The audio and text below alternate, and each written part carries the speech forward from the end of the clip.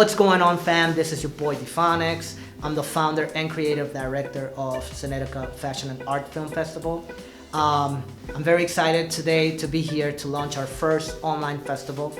For those who are not familiar with us, we are a real life festival, but now we are actually going to launch a series of online festivals that pretty much cater to the same thing that we do live, which is fashion, art, music, performance, and many other amazing things. And another awesome thing that you guys will see in this festival will be a series of interviews conducted by my friend Pedro Mijares with models, artists, designers, entrepreneurs, and most of the people that are in this festival will be interviewed for you guys to get to know them in a personal level, you know, because this is our goal here in Cinettica, to help artists and designers and filmmakers you know, reach greater heights and you know, push their art forward and just show it everywhere. And this is one of the reasons this festival, this online festival, is being made, so we could reach everybody and all of you through the internet, you know, who that is the greatest source right now of connection. So yeah, I'm very excited. And anyway, so without further ado, let's get into it. Let's get it.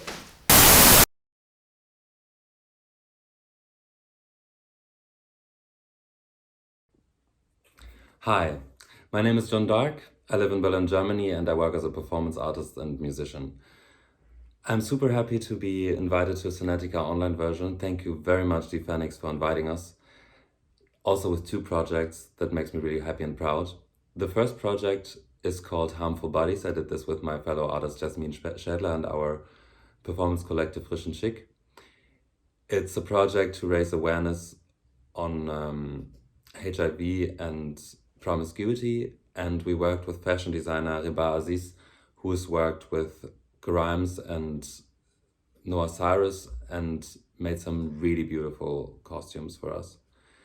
The second project is called Lucifer as a Girl. I worked with my fellow musician and friend Lucy Dye on this, and we made a video reflecting on the myth of Orpheus and Eurydice, changing the gender roles to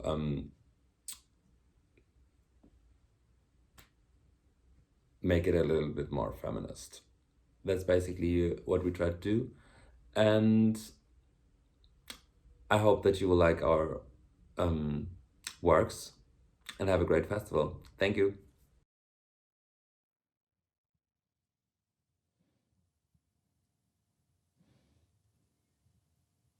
Heute Abend reiben wir unsere Körper aneinander. Nach monatelanger Abstinenz endlich wieder. Den Schweiß von anderen einatmen. Im Dunst der Aerosole. Gefährliche Nähe. Wollen wir unsere Körper weiterhin anderen Körpern aussetzen? Der Körper als Biowaffe. Unsere Existenz zugleich bedrohend. Und ermöglichend. Kann ich meine eigene Haut? Noch leiden? Der Geist will sich nicht länger Schützen. Eine andere Daseinsform erblickt das Licht. Der Nacht. Die Nacht der Nacht. Der Körper erschafft sich. Eine andere Existenz. Der Körper erschafft sich neu. Schafft sich der Körper ab?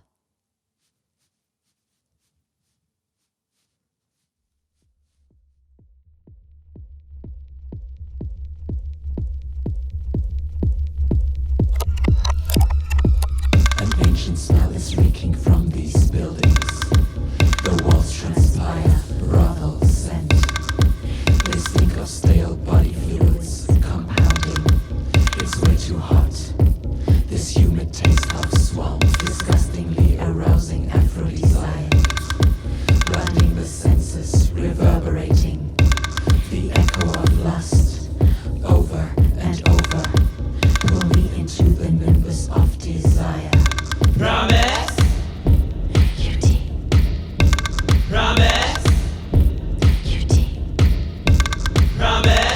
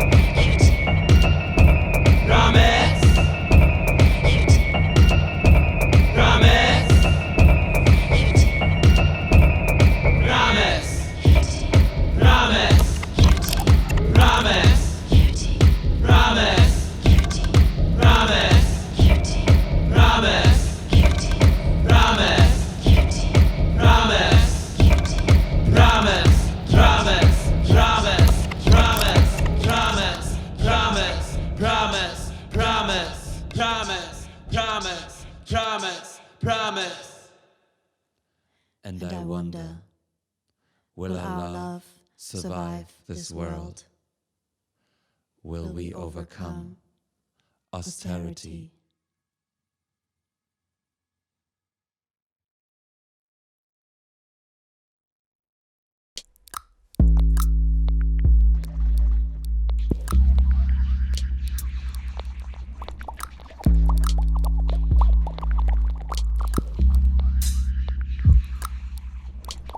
Drip, drip, drop, drop, drop, drip. Drip, drip, drop, drop, drop, drip. White milk runs out the rubber tree. Rubber coated dick runs over with white milk. White milk runs out the rubber tree. Rubber coated dick runs over with white milk. Drop, drop, drop, drop, drop, drip. Drip, drip, drop, drop, drop, drip. Thin latex layer protects us from the slayer of our precious health and prosperous body wealth. Made from white sticky liquid formed into the shape of a dick. It encloses the erect shaft of pleasure to collect the white milk after pressure. Drip, drip, drop, drop, drop, drip. Drip, drip, drop, drop, drop, drip. White milk runs out the rubber tree. Rubber coated dick runs over with white milk. White milk runs out the rubber tree. Rubber coated dick runs over with white milk. Drop, drop, drop, drop, drop, drip. Drop, drop, drop, drop, drop, drip. Let the juices run, run, run, let the liquids flow, flow, flow. Let the juices run, run, run, let the liquids flow, flow, flow. Let the juices run, run, run, let the liquids flow, flow, flow. Let the juices run, run, run, let the liquids flow, flow, flow. Bat, bat, bat, bat, bubble, bubble, bubble, bat, bat, bat, bat, J, J, J, bat, bat. Bat, bat, bubble, bubble, bubble, bat, bat, bat, bat, J, J, J.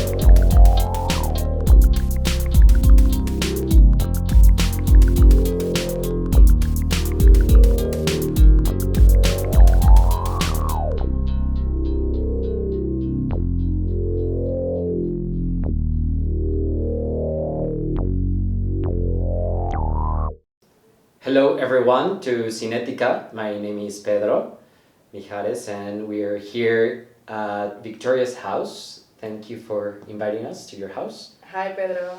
So this is Victoria, a very famous stylist from San Miguel de Allende, and we're here to ask her how did she become a stylist. Well, I studied fashion design in school and I realized I was really more into the part of editorial. I think in all of my childhood I was always like seeing magazines and getting inspired in them. So I was like, oh, I want to work more in the editorial part, on the photography part, more than doing clothing. So I started selling secondhand clothes and in doing my own like styling and my own projects because I wanted to experiment a lot.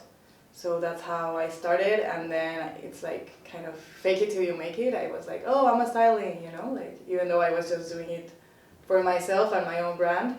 And then little by little other brands started hiring me and other people started recommending me. And yeah, that's how I started. Was it refreshing when you decided to take this second step and do your own thing? Yeah, I mean, it was hard because I lived in Querétaro and there's not a lot of fashion industry there. So it was hard at the beginning to get clients or get people to understand my work, you know. But that's why I also was like, oh, I want to be the more autodidacta, like have a lot of different disciplines. Like I also do makeup, so I do like makeup, clothing, and styling. So I could offer people more things, so they would hire me. And then because I started doing different things, I also started doing art direction because I was familiarized with all of these different skills and working in music videos. That I think is the thing that has become the more fulfilling aspect. Because I really like to work with a lot of people. That's amazing because you're not only a stylist, but you're a multidisciplinary artist. Yeah. So that makes the whole thing very interesting. So, Bacteria, tell me about your most important influences. My most important influences, I think a lot of Mexican designers inspire me, like Barragan, that are inspired in the Mexican culture, but not like in the folkloric part, more in like the city life. And I also like a lot Fecal Matter, that are a couple that do really disruptive looks, and that's what I wanna accomplish with my styling, like make people say like, what the fuck, you know? Yes. And also I think my friends and like little things that I see on an everyday basis, like you're walking by and see like a random, like Mexico is super surreal, and I think, yeah. I was actually looking at your Instagram page and I could see a lot of photographs that were involving a lot of surreal images that mixed all these like real world but then very weird images. Tell us a little bit more about that. Yeah, I think I try to like get inspired on my everyday life, but try to give it another another twist, exactly, yeah, twist, because I think it's really hard to create images nowadays that people would look at, you know, like you're always scrolling on your Instagram and you don't even stop. So I like to make things that are interesting to look. Yes, yeah. Especially now, exactly, with so many things. What do you think is the most important as a stylist? How fashion impacts society?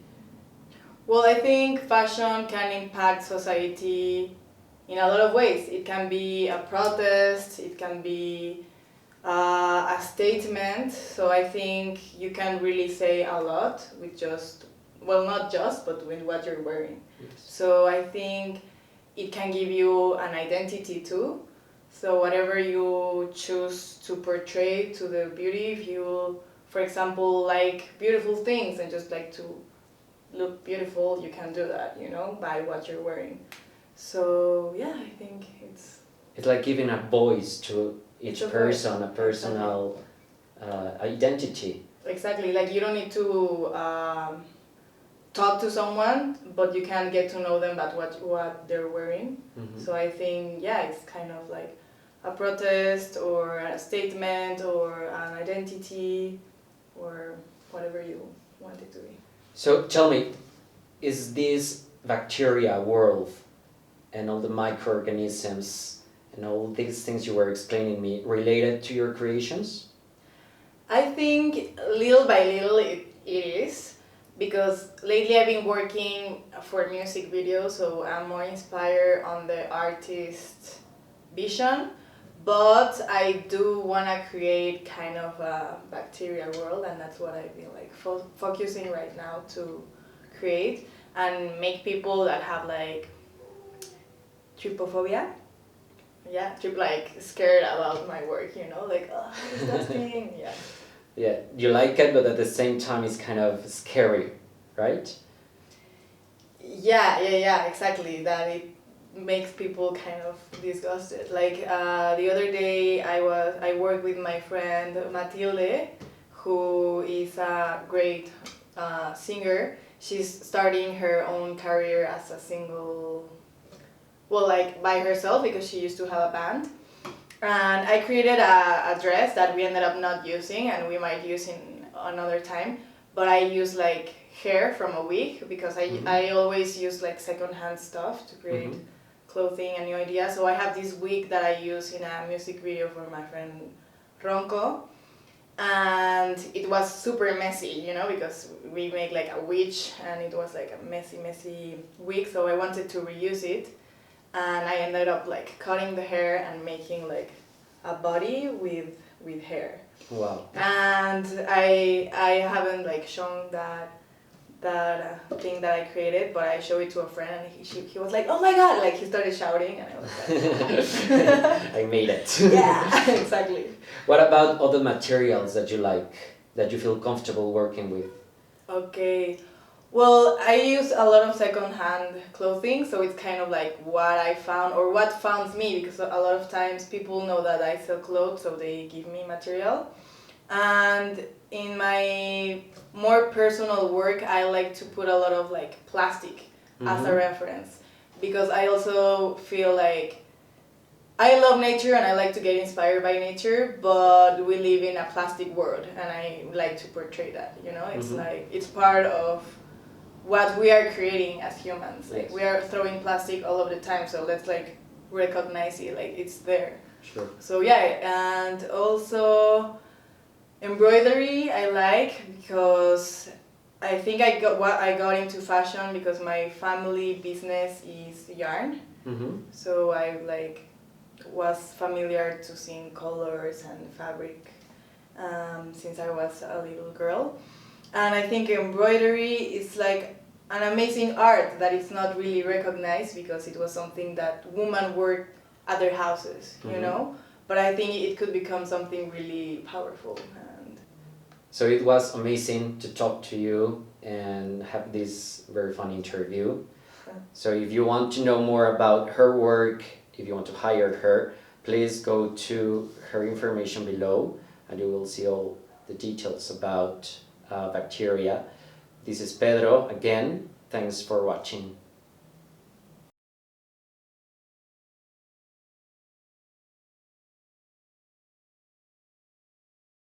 Hi, I'm Vanessa Bon, Creative Director and Designer for Vanabon.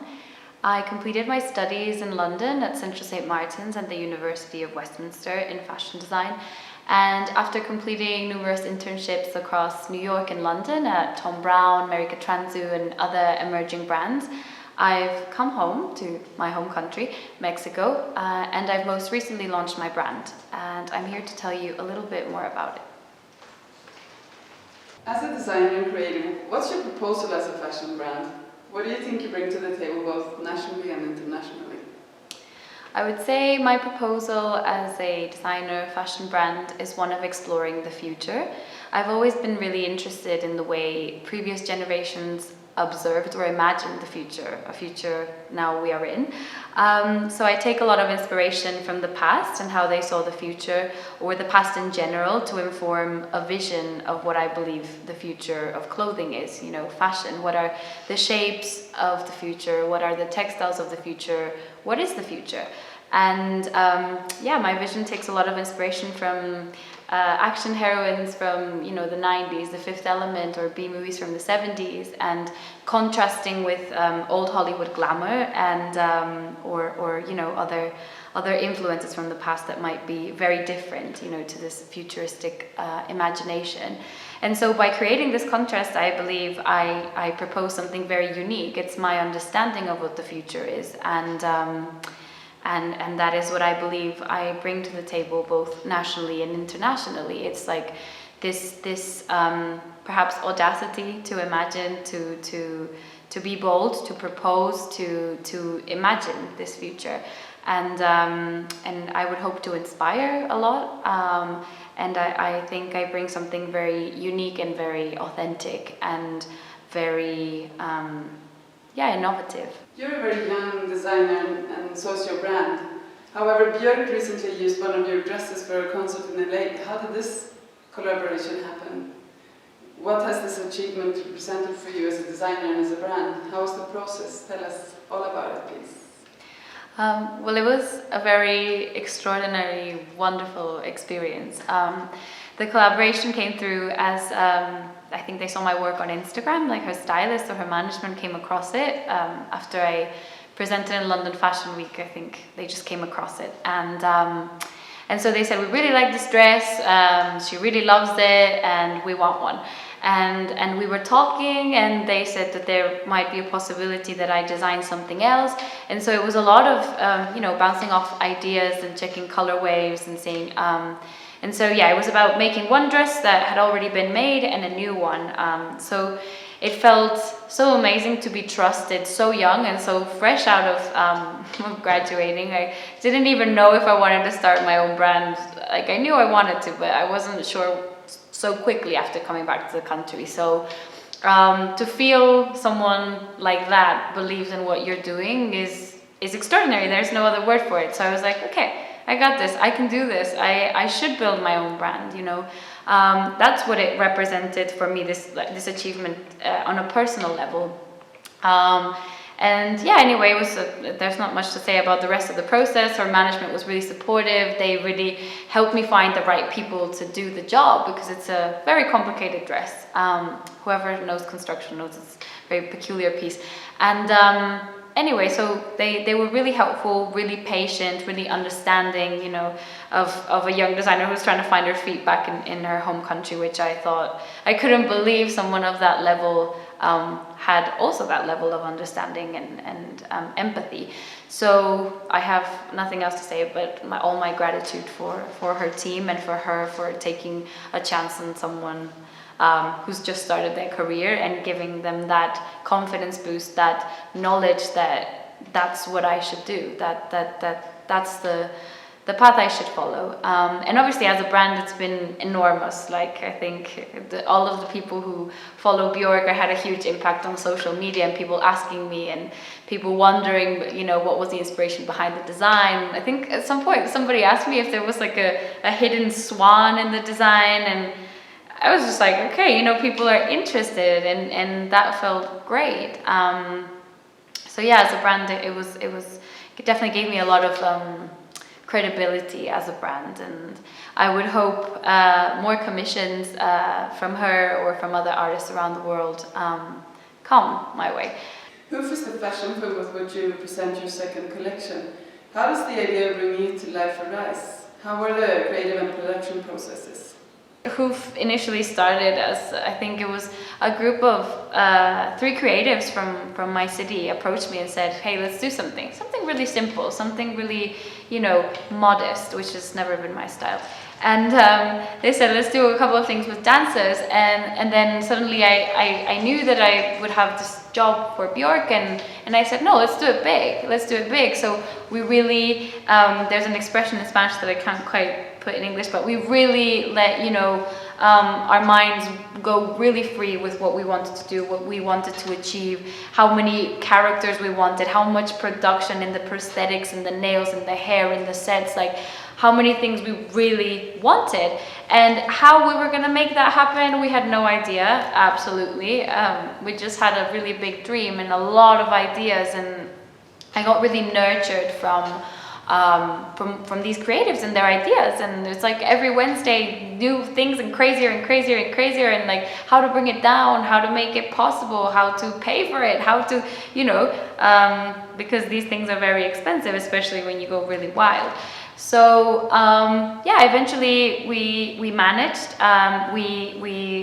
It was a job of finding a lot of sponsorships and going to ask people for things and getting a lot of creatives inspired. It was I think one of the most fulfilling feelings was saying, okay, it's not just me, it's another 3 people that are involved in this thing that we've created, this thing that we are so excited about and that is so complex and so hard to execute. And how are we gonna do that and like share that idea with other creatives, and for them to be like, hey, I want to be on board, like I want to do this, I want to put what I know, like I know nails, I know color, correction, I know animation, I know, and there was no limit because people were inspired, which was for me. I think there was a point where we needed a baker to make all these fake cakes and someone that was real, and he was, I could, like, when I went to see him and I was like, hey, do you want to do the cakes? And he started, like, there were tears in his eyes.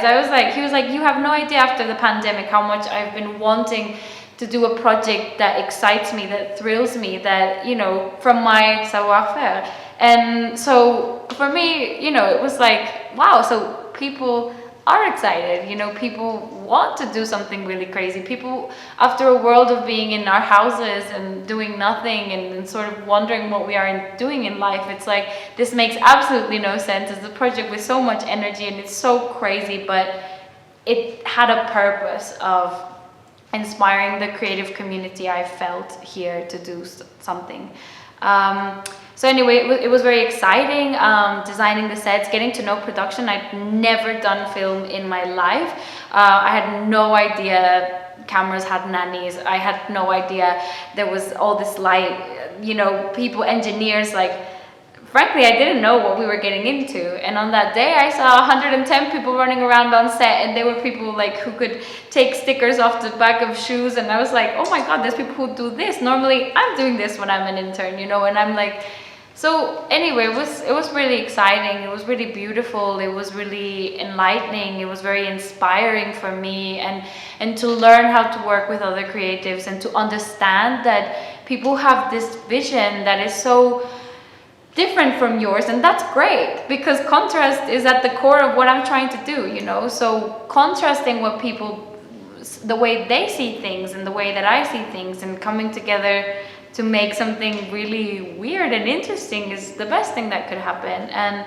And also understanding that these creatives have so much to teach from their area, like understanding that I don't know about film. It would take me, years to understand what they know about cameras, and maybe I'd never get there because their brain is so brilliant and understands in different ways. So understanding that through joining other people, it becomes a richer project because they know things that I don't know and I know things that they don't know, and how to make a team.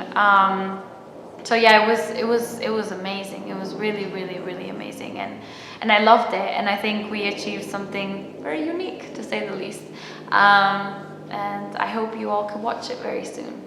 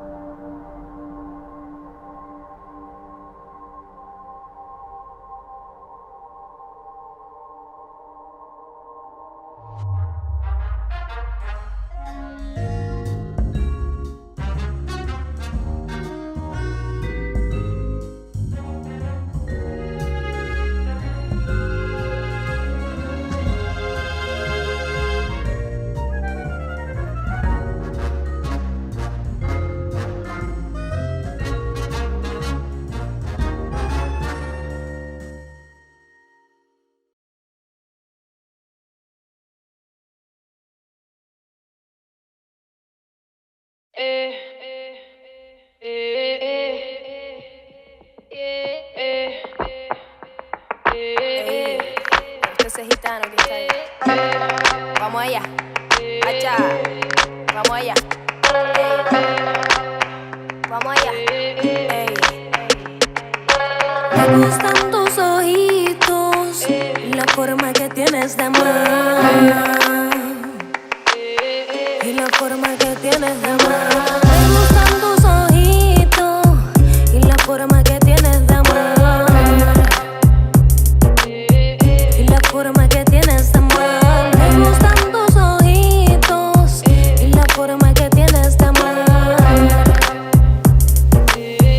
Y la forma que tienes de amar. Se hace tarde, no perdamos tiempo. Tienes sangre en la vena, yo rápida como el viento. Cariño, me gusta tu tumbao. Con esos ojitos te deja enamorado.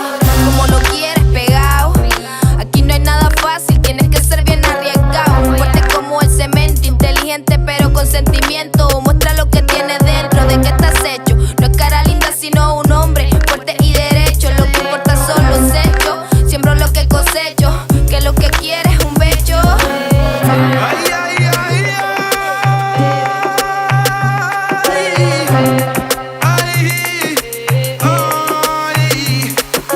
Me gustan tus ojitos y la forma que tienes de amar.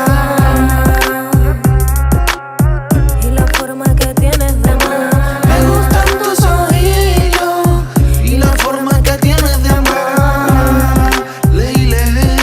Y la forma que tienes de amar. Que yo quiero el color de tu pelo, tu cara de rosa, tu pelo negro. Que me lleven contigo, porque yo no me hallo fuera de tu cariño. Que toma.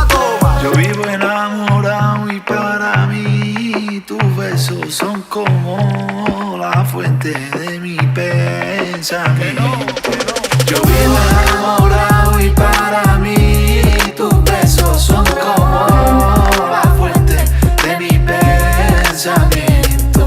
Yo vivo enamorado y para mí tus besos son como la fuente de mi pensamiento.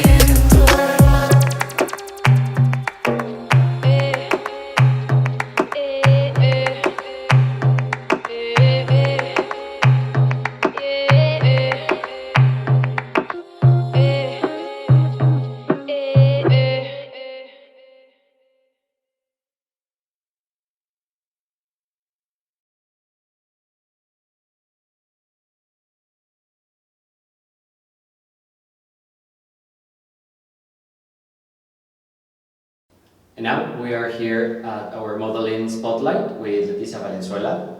It's nice, very nice to have you here. Yeah, thank you. Thanks for having me.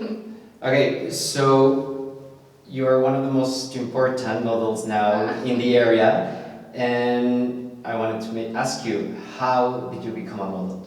Modeling was like not something I choose, like it kind of chose me.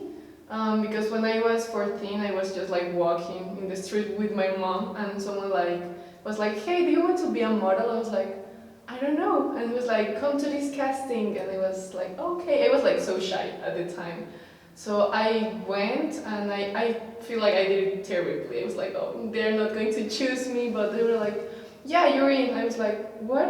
And yeah, I think they saw potential in me, and ever since that day, I model. And what was the casting for? It was for an agency. Okay. Here in Querétaro, but I think it no longer exists. So. So after that, you just became a model, and new projects arrived. Can you tell us a little bit about your favorite projects?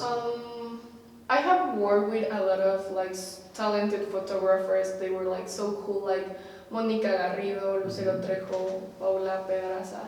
And yeah, I love those experiences. Like once with Monica, we shoot with a baby lamb, and that was amazing. I love that shoot, and like everybody knows me for that one. Okay, so how was it to be carrying the lamp and being photographed by Monica?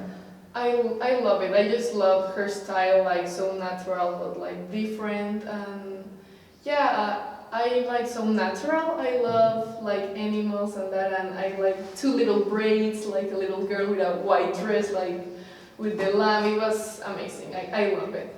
You obviously have changed a lot during the years. Yeah, so that was back when I was 14, like 4 years ago. So yeah, I think I have grown a lot, like as a model. Yes, and personally, have you changed? How has modeling changed your life? I think the thing that has not changed my life about it is like the people, like knowing people that are like the same as you, like creative, and I don't know, like being in the same page with people. And I was so shy back at the time, so I think it helped me like to grow as a person, to embrace my true self and to experience, and yeah, to grow as a person and be happy, and I love it, everything about it. And fashion has become not only a part of you as a model, but also as a professional. Yeah. So how is your relationship with fashion outside the modeling? So I study fashion design, and I'm just like starting, but I love it. Ever since I was a kid, I knew I want to do like something with fashion. So basically all my life is kind of fashion, you know, because I model, I study fashion, I also do jewelry, and all my friends like are models or fashion designers or photographers or makeup artists. So yeah, it's like my life, and I love how to see, because you know, as a model you're like, oh, like okay, let's take the picture, but I love to see the clothes they put me and the details, and maybe take like inspiration from that, and yeah. So Letty, how important is expression when you are modeling? Because obviously you need to react to the director, the fashion designer, the producer. So how do you come up with your own expression?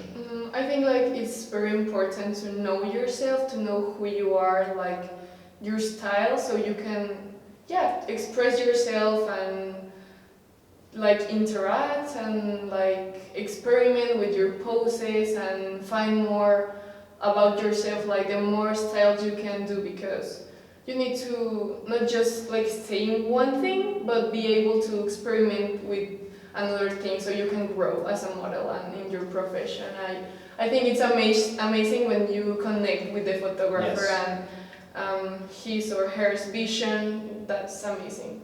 What has been your most difficult experience? I don't know, maybe the lamb one was crazy, but once they asked for me to get into a river, and that was not like planned. It's like, please get into a river. I was like, okay, I want to experiment and things like that, and maybe some poses, or when it's like runway, the ground is like difficult to walk, but I think I haven't had like a super challenging one. I think it has been like, okay.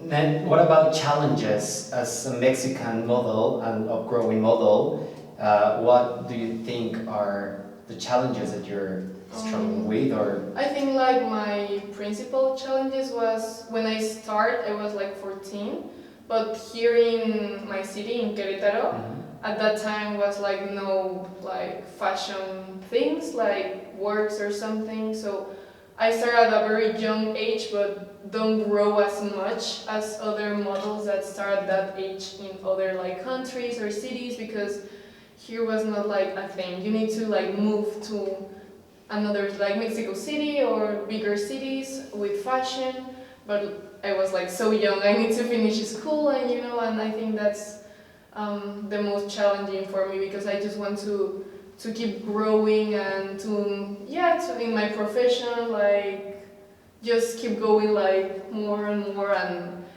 sometimes I can't because of that. And what about fashion in Mexico? What's your point of view about these new designers, new agencies, new photographers that are bringing so many ideas and proposals?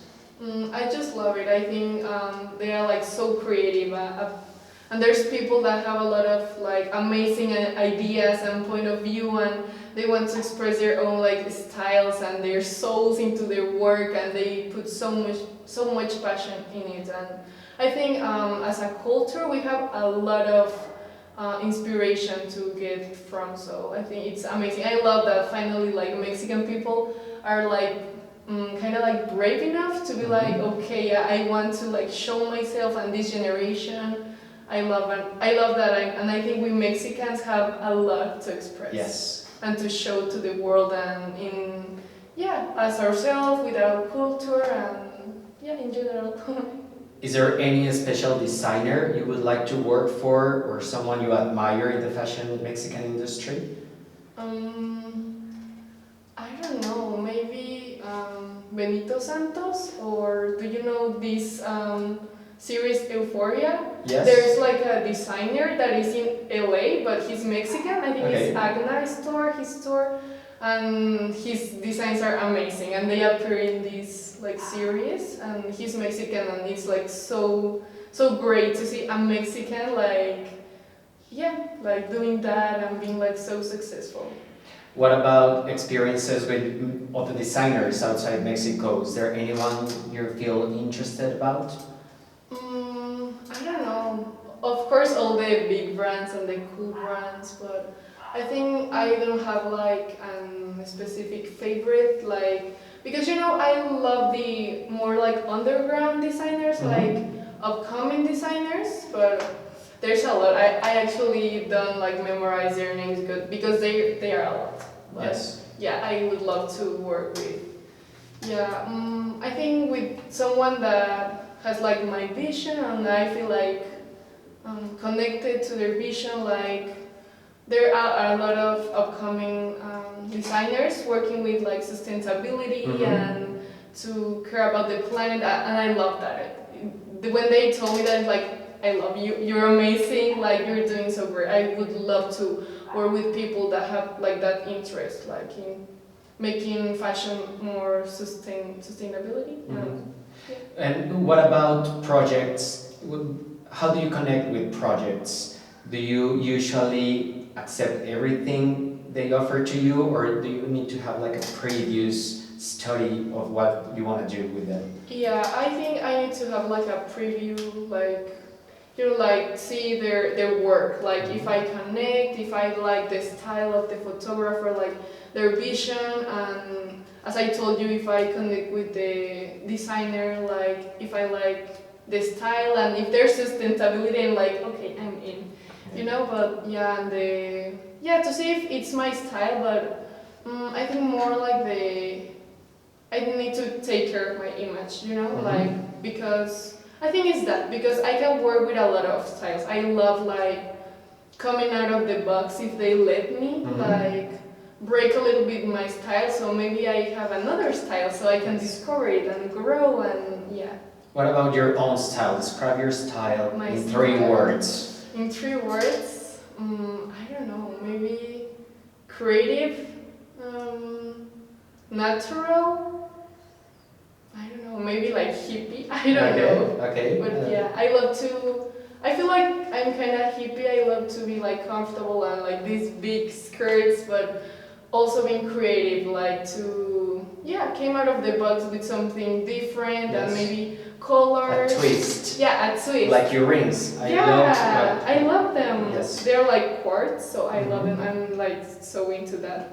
But I love to have like a twist, like more creative and play with prints and with colors, and I think that helped me a lot as a fashion designer also. And what I love is that eventually we will see you not only in runways and editorials, but also designing maybe things with your own stuff, with your own creativity. And I think that's something amazing that you can add to fashion. But I think that helped me because I can like complement it, because when you study fashion design, you also need to find yourself and your style so you can express it through your clothes, and sometimes to find your own like style, like your essence, put your soul into it. It's kind of hard to find. You need to do a lot of like introspection. So I need to do that as a fashion designer, but as a model, of course, it helps me a lot. So I can express myself better and be a better model, and yeah, to can do like everything, not just like one style of modeling, so different things. And finally, something I would like to ask you, what will be your advice for anyone who wants to model or do something related with fashion? I think like go for it, like don't be scared, like believe in yourself, like know your worth, you know, because sometimes we're like, no, I'm not good enough, they're not going to choose me, but you never know, like you already have to know, like what could happen if you try it, you know? Because, you know, sometimes like, no, I can't, but when you like do it, everyone is like, oh my God, I love you, like, yeah, we want you for this and that, and you're like, I didn't thought this would happen, you know? And some advice, I think it's like very important to have very like present who you are and your worth, because there are a lot of people in this industry that can, if you don't have like self-love, they can bring you down in a second. Like when a word or a comment that you can feel so personal because it's your dream or your profession, but those people see models every day, like it's not personal to you, like it's normal. So I think that's very important to like know your worth and never like lose your sense, your style, and just to go for it, to try it. And but yeah. Okay. It was amazing talking to you. Yeah, thanks for having me. I had so much fun. I can see you will have an excellent career. Oh, thank you. Thank you very much. It was a pleasure to make this interview. Thanks for having me. I love it. I have so much fun. And I can see that you will just make it big. So congratulations. Thank you. And for all of you who want to see Letty's work, you can go to her profile. We will leave all the links below. And obviously to see at her agency, and don't miss her.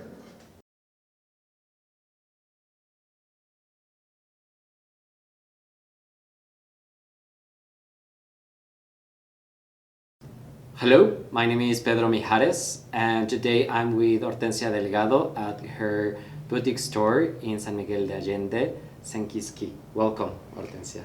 Thank you, Pedro. It's a pleasure to be here. You have an amazing store, and we're here to talk about your next runway that we're about to see, we're about to show you.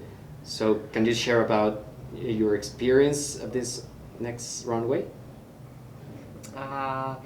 That's a little bit of my collection for fall winter from 2022, and the runway was a bit complicated because it was very dusty, but everything turned out right. The setting was magnificent. Sadly, we had a cloudy day, but I think the clothes can look really nice on these young people. So what is your main inspiration for this collection? I've always felt drawn and fascinated by clothes from another time, like the Renaissance, the medieval times, the Victorian times. And I also like a lot of Aboriginal clothing, like wild stuff like the one I'm wearing. And I draw a lot of inspiration from all that. And I can see also that you love natural fabrics. Exactly. And materials. Yeah. Even here at the store I can see a lot of wood, a lot of stones, precious stones. So are we going to see something like that on the runway? I believe so. A lot of my jewelry is made out of wood. Some it's silver with stones, but there's a lot of wood, and some of my accessories, everything we make here at the store, all of the accessories are already for sale in the store. And people should come to this store, which is magnificent. Today we have a lot of noise because we are in a very busy street here in San Miguel de Allende. But just the experience of coming here, it's very nourishing because it takes you to a natural place, like the wood, the furniture, and obviously your clothes are amazing. Thank you very much. I do not like to create like geometrical things or very square things or very ordinary pieces of clothing. I like misshaped things, organic, with a lot of movement. I usually use a lot of fabric, which I like a lot. I like the flow. I like the flow of things. I could see that also in the outfits, that the silhouette is not a classic silhouette and that it changes a lot, and it's like nature itself. Exactly, exactly.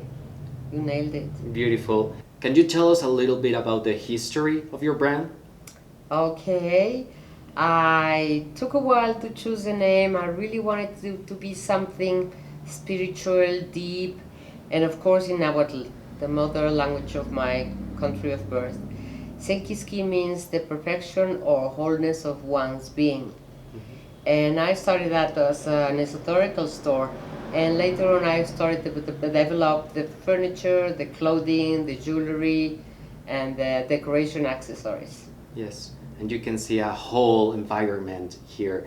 It's the books, but it's also the stones as well, and all the furniture, which are amazing. You need to come here. Okay, so tell us also, who can wear Senkiski? I think most people that buy my pieces are people with attitude, personality. It doesn't matter if you're tall or short or skinny or fleshy or any kind of person, but they really need to have something, like an attractive, like a special thing. It doesn't need much than that. Okay. You need to be a little bit daring. Of course. To wear my clothes. And we will see that on the runway, right? I hope so.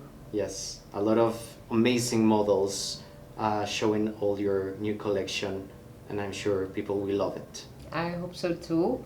It is not aimed for the common people. It's like all of them are one and special pieces, non-repeatable, and everybody has their own unique piece. Now, Hortensia, what do you think about the fashion scene here in San Miguel de Allende? It's growing a lot, and you're one of the main designers in town. So what do you think about the fashion scene? Thank you very much for naming me one of the main ones. I think it's getting better and better. People like Cinettica is bringing younger, newer crowds to San Miguel, which is broadening all the commercial stuff in town. And I personally like to dress with my own stuff most of the time. That's why I make it. Yeah, exactly. To feel good with me. Yes, and this is not the first time you work with Cinettica. How would you describe your experience working with them? It's totally awesome. It's been so new and refreshing, and I never done that before, so it's an opportunity to really enjoy what I do. Yes. Show it off. Yes, exactly. And to bring also new perspectives, right? Exactly. Into your brand. Yeah. So. People get a new idea of how can they dress up or change their style in case they need a lift or something. Yes, a little update. Exactly. All right. I don't want to change the image. Yes. Hortensia, thank you very much for having us here at your boutique. It's an amazing experience. And for all of you, please give her a follow in all her social media. She has amazing stuff. And please enjoy the next runway show you're about to see. Thank you. Do you remember Hans the bus driver? Well, I took the red ball and the blue ball and the two black and white balls that Hans pushed on his brake. And the 4 balls went down to that, and Hans said, "Get those 4 balls away from the gear shift." 1, 2, 3, 4. Let's get some wind for the sailboat. 1.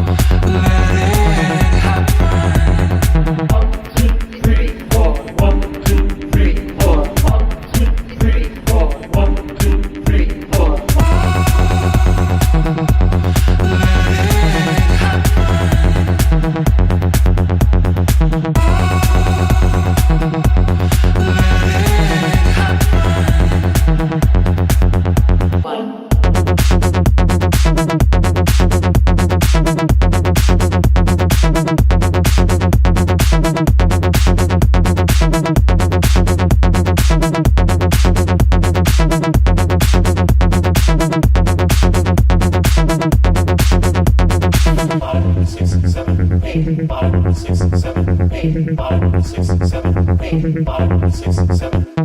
must be a love from a higher place.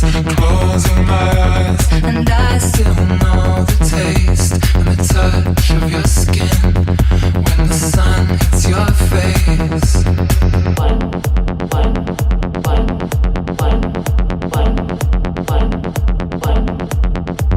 And if you're ever lonely, if you can't find the way, if this world comes to an end, I wanna be there with you.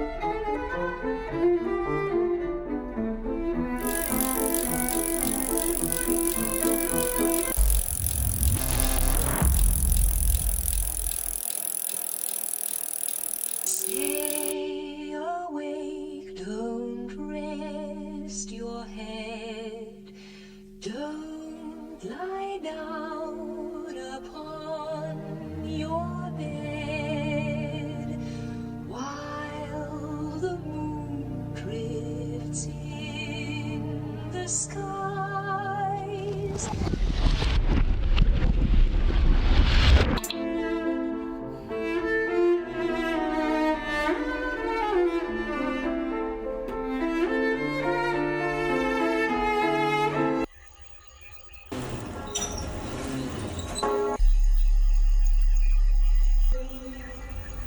Do not go gentle into that good night.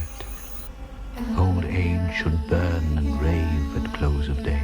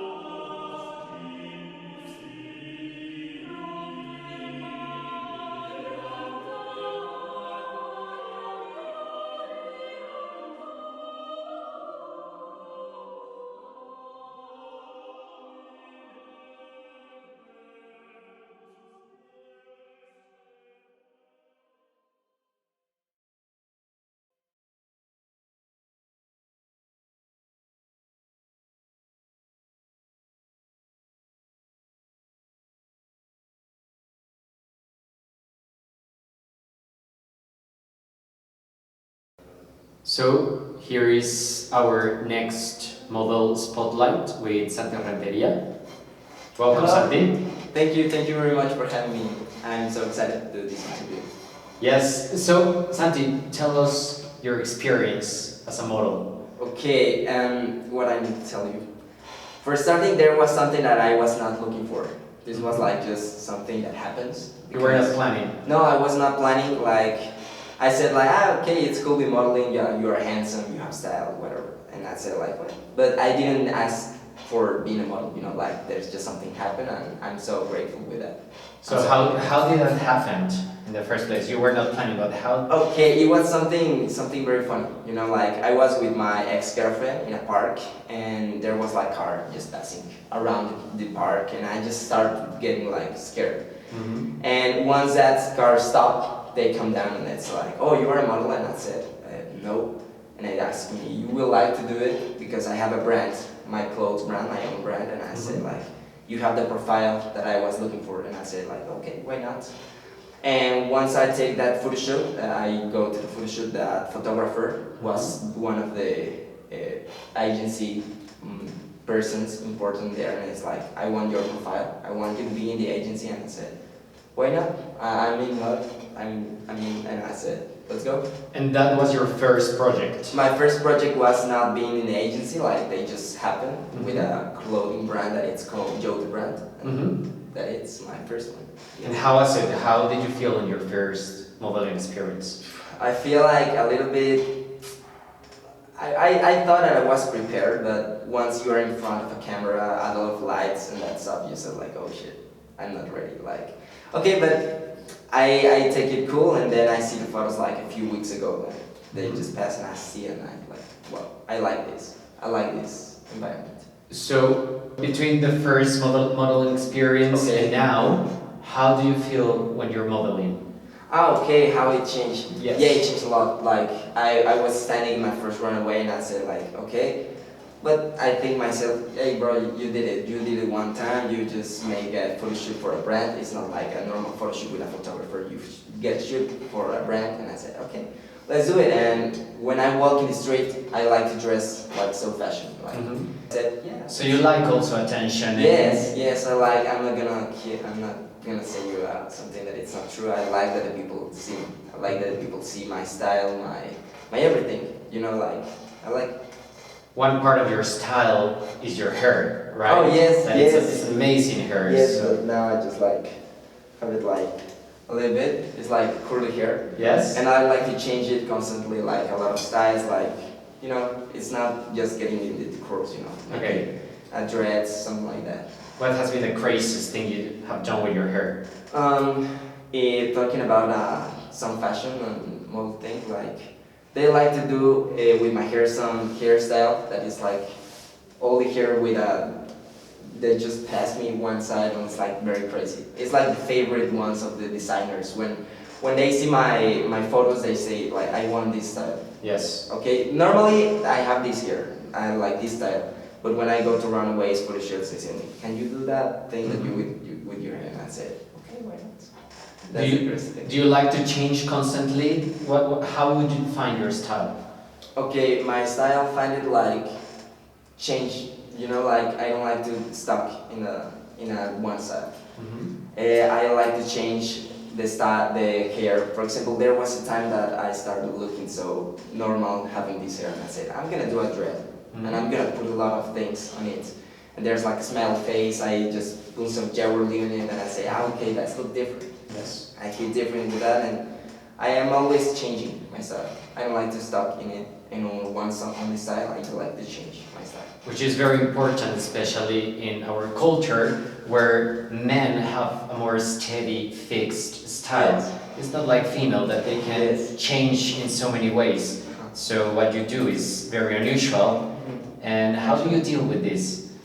Okay, it's rare because when I'm on the mall with my clothes, with my style, with my hair, there's a lot of people looking at me, and it's like they look at me like a strange person, like what the fuck, and I said like, I like be like this, the eyes look at me. I like the people see me and see that I'm different. I'm not have the intention to be like the rest of the men on the streets. I like to say I'm different, and that's how I would say. And that's also what took you to be an important model. Yes, Right. yes, I like it. Like, my profile is different to the rest of it. Like, I'm not the normal, like handsome boy that it's told. I have different things to show to the designers and said I can wear your stuff and it looks great. Yes, and it's also because fashion and society is changing as well. Yes. Right? So how do you think fashion is also receiving new ideas, new people, new style? I think that it's great. Like, it's always, we are in constant changing. Like, actually, the fashion, it's need to be changing constantly. You need to take risk about what you're wearing, how you look like, and that's great. I like it. So what has been your most crazy modeling experience? My most crazy, I think that one that was on San Miguel de Allende. It was like, not for anything, like just the runway where we were walking is like dirt, rocks. And it was real crazy. I was like just getting used to walking normal floor, and this different like in dirt or that stuff. It looks like, I feel a little bit like uncomfy because I was wearing sandals. But it was crazy. I love it. That concept, that new concept that I see, the clothes. I like it. I like so much. That's one of the crazy ones. So between runways and photo shoots, what do you prefer? How do you feel more comfortable? I think that maybe in the runaways, I like a little bit more. Because I'm walking, I'm flexing what I'm wearing, like, because in the photos it's like you take the picture and there's a cloth. And you see what's the fit. Maybe in the photo doesn't look like the fit, like all the details. So maybe walking with the clothes and flex those, I think that's my preferred.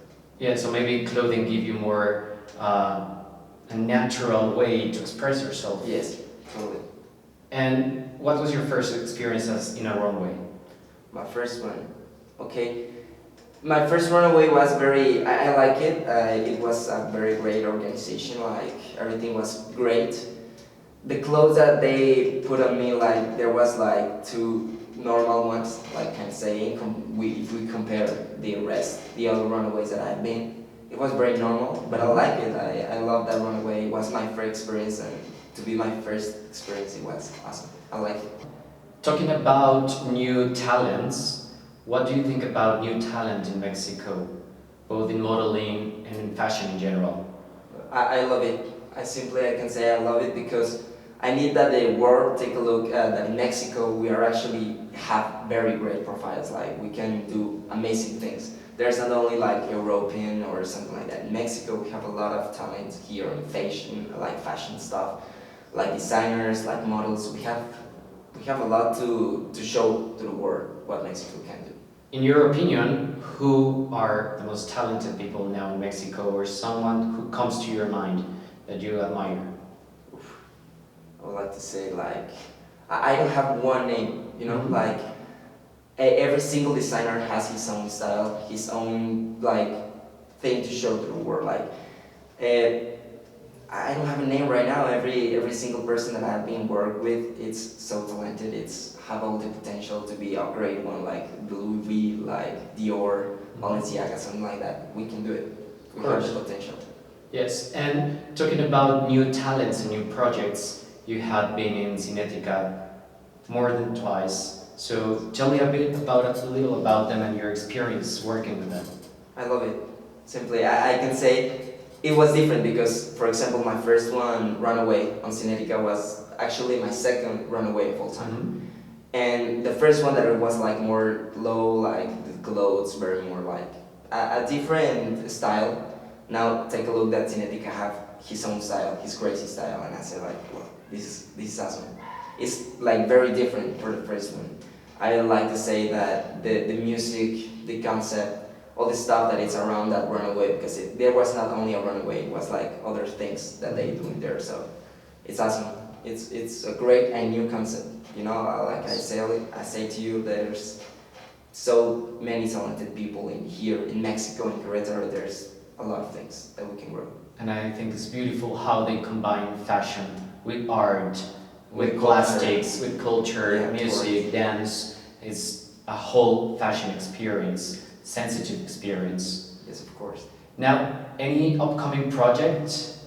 What's new? I'm so excited because now my agency is gonna do a runaway, and it's like gonna be a very great project, and it's like the agency, all the models that we have to show to the world what my agency Lookbook can do, and I'm so excited. That's the first that I just came to my mind, but I'm so open to other projects, whatever. I like to work with whatever, and that's it, I think. How is it to work with Lookbook, your agency? It's cool. I mean, like, they do very great his work. Like, they ask for new jobs with a lot of brands, and they get you some new work. So, as I told you, I don't have a lot of time here in modeling. I only 6 to 5 months. Wow. And I was work with a lot of brands, with some runaways and all that stuff, and all that was my agency. Like, the answer is my agency. Without my agency, I can do the things that I've done. Amazing. And talking also about your modeling experience, what other things do you like to integrate with your life with modeling? What other things I can do? I would like to study, like, what I like to do more than modeling. Or Yes, is there any other interest you have, or how other things, how do you integrate into your Yes, I think modeling that career? maybe being a designer. Okay. I would like to be, like, I have not planning, but as happened with this modeling, I don't think about it, but it's something that it's going, like, on the way. And I would like to say that yes, maybe being a designer, to be part of all these amazing people that I've been working for, to show my designs, my expression between, because I think that clothes are the point where you can express more than the talking, I think. How do you look, how the people look you, it's how you're gonna express. And you do your own styling, which is amazing. Yes, I like to have my own style. I flow with all the things that I see, like, if it's a skirt, I will use a skirt. If it's a jacket, something I would like to say is sunglasses for me are very important. Okay. I always like to wear sunglasses. Yes, because sometimes I see a very basic outfit, and it's like, okay, the sunglasses is the point. You know, crazy sunglasses, something like that. Something that my style is not defined in one of the words. I think that 4 words that I can define my style, it's not one defined style, like, and I have not style defined. Okay. I change constantly. Sometimes, for example, today I'm wearing a blazer, but tomorrow maybe I'm wearing I don't know, like, just a shirt with some anime things. You know, it's different. I don't like to stuck in the same thing. Okay, but glasses are basic, and your hair, obviously. Yes. It's a very distinctive part of you. Yes. And it's amazing. Thank you very much. Yeah, I care about my hair a lot. Santi, it was amazing talking to you. You're an amazing model. I could see how you were interacting in the last runway, and I'm sure that we will be seeing a lot of interesting projects from you. So thank you very much. And do not miss all his social media, Lookbook, his agency, which is doing amazing things. And thank you for watching.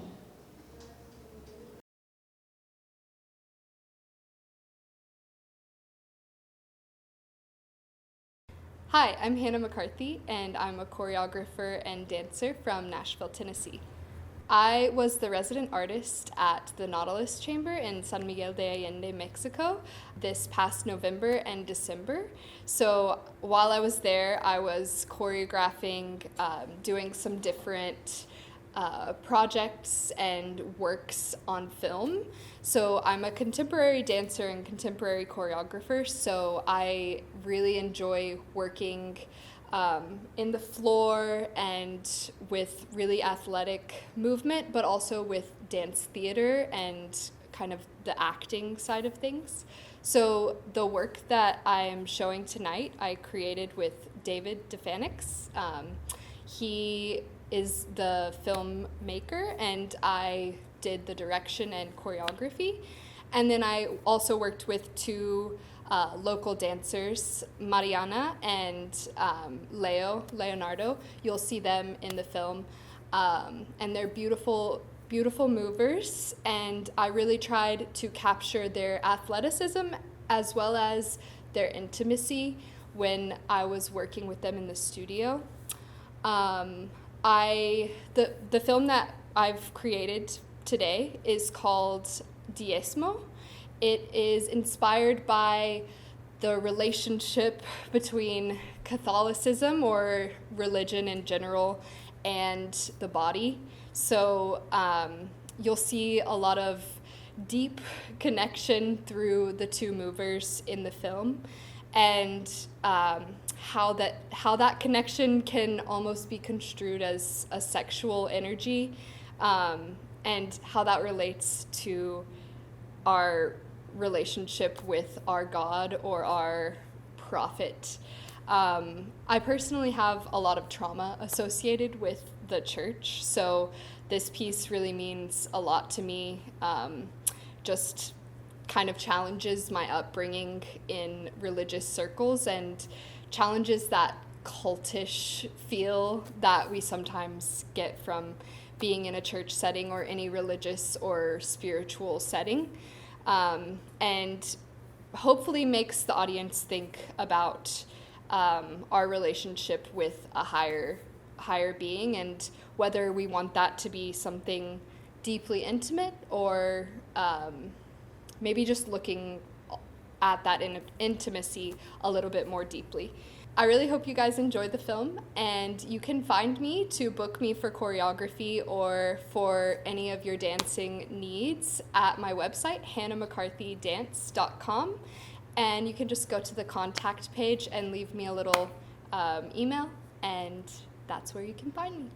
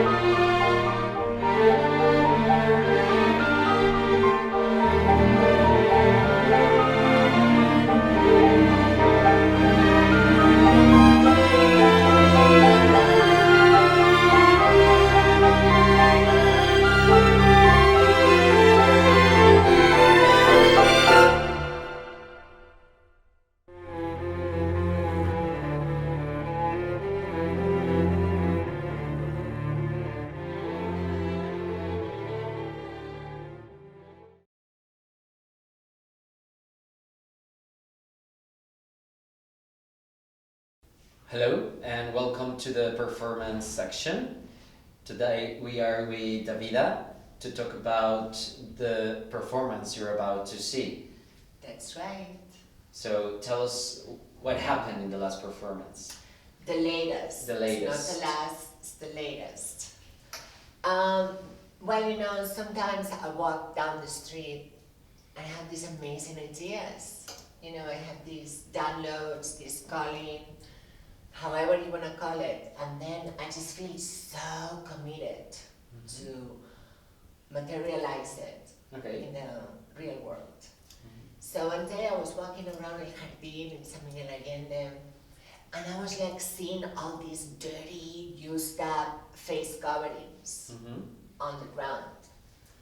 And then I thought, what about if I'm making a dress with it? And then I started walking around with a dress made of used up masks that nobody wants. Disgusting, ugly, dirty masks. I'm gonna make art. So. How long did it take you to pick up all these masks? Well, it took me a few weeks. You know, every day I was just putting like masks in my purse, you know, with little plastic bags, right? Because it's a little gross, right? But and then, you know, I was just picking up too many. They were black and blue, so they were like kind of boring. Yes. So then I asked my friends, hey, can you give me like the colorful ones, red, orange, yellow?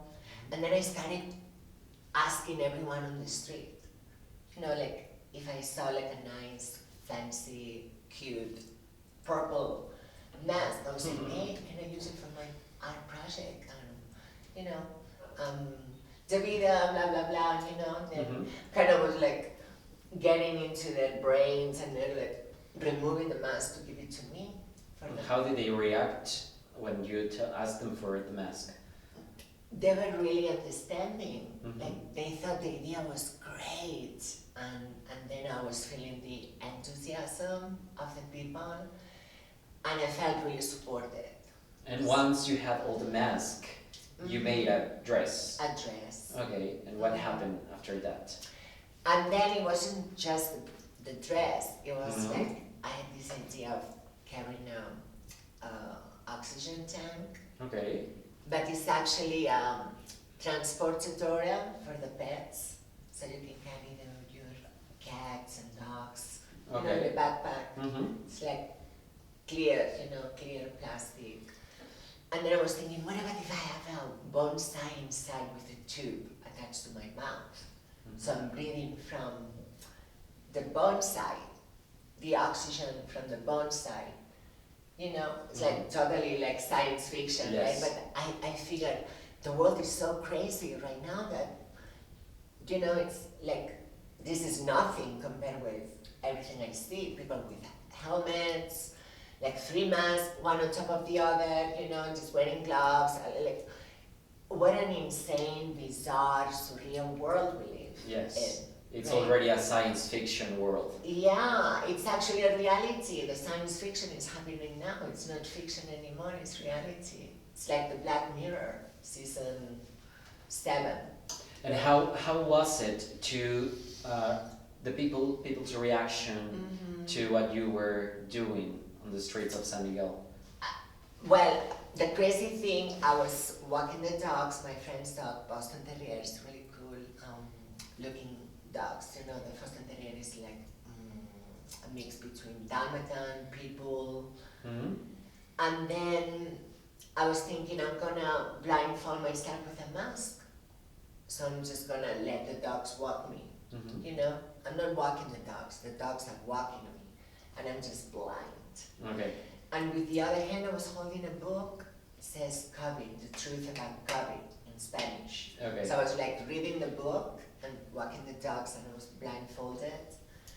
And people were walking by, like bumping into me, and I was like, I couldn't see anything, just a little bit down there, you know, but I was trusting my dogs to walk me around. So I think it's very interesting to have another perspective of what's going on right now in the world and to have this kind of performances. Yeah, and I wanted not to pick up an extreme, Mhm. any side, just be neutral. Yes. You know, I'm in the middle. Just my art, you make it with your own interpretation. It's not me. I'm just showing up, doing my thing, but you make the piece. Yes. You know.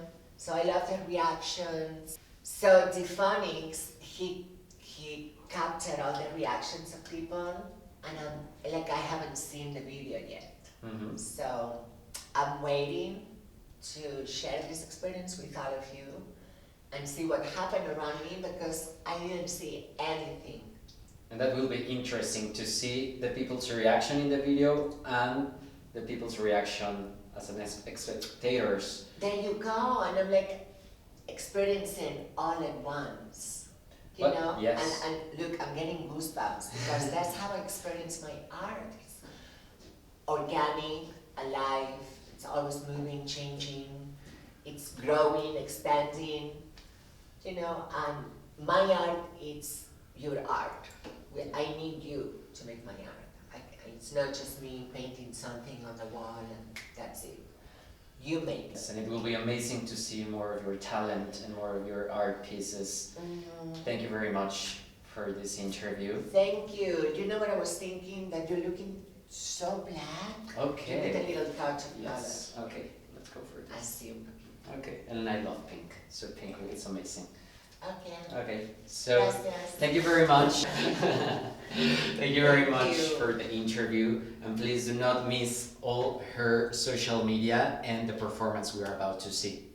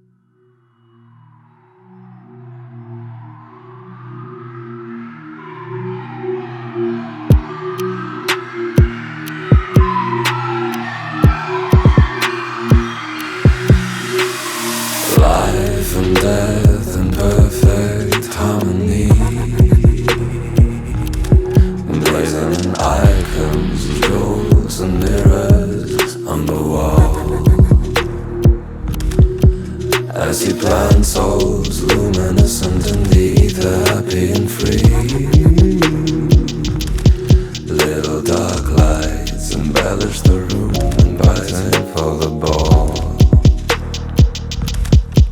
She enters smoothly like a leopard. Let me linger in your presence, angel.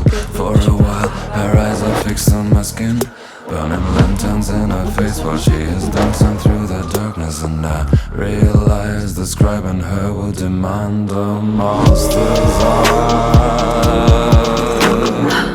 I bring the light into your night.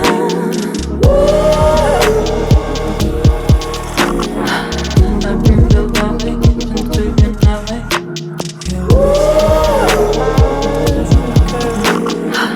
I bring the light into your night.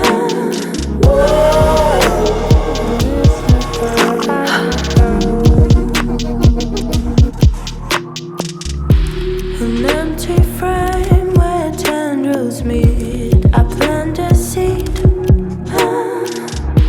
next to my chest to hold his head, so soft and sweet.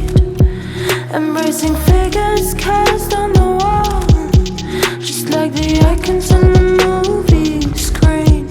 A breath of cigarettes and smoke and flames inside of me.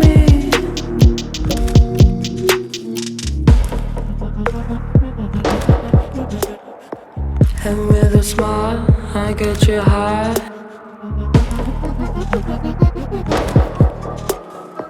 And in the night, I'm your master's art.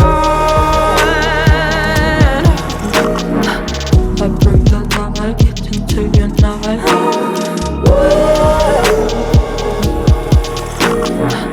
I bring the light into your night.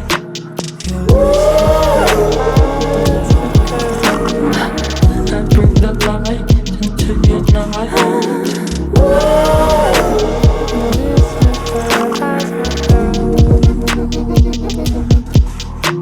You're Lucifer as a girl. Get you high. You're Lucifer as a girl.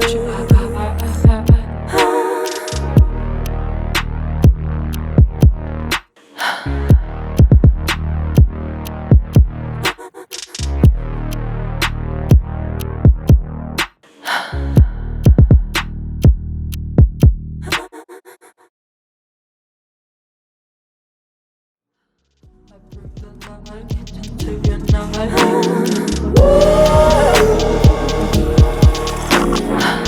I bring the light into your night.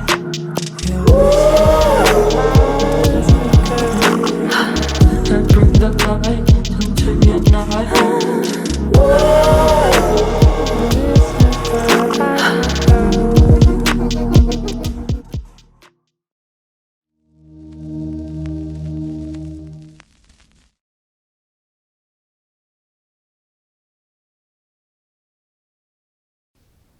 Hello, my name is Pedro Mijares. Welcome to our Artist Spotlight. And today I'm with Hannah Sikora. Hi. Very happy to have you here. Thank you, I'm happy to be here. And happy to ask you about your artist life and all the things that inspire you. So can we start by you explaining us how did you become an artist? So I've honestly always been an artist, ever since I could pick up a pencil. I've been drawing. I did a little detour in university and I studied industrial design and then worked in architecture and interior design for a few years, but the paint's just, woo, it always called me back. And even my mom would tell you that I've always been interested in drawing humans, the human form. I'm just obsessed with what it means to be alive, and I only paint real people. I do have a slight obsession with painting myself that really exploded during the pandemic because I was just alone all the time, and that's the only thing that I could really do was to try to reconnect with myself, reconnect with my body, was to paint myself. And for me, what it means to paint somebody is to honor who they are and honor their life experience. I actually very, very rarely just paint from, my own imagination. It really, really means something to honor what it means to be alive. Something that I really like about your work is how intimate it is and how you show that intimacy.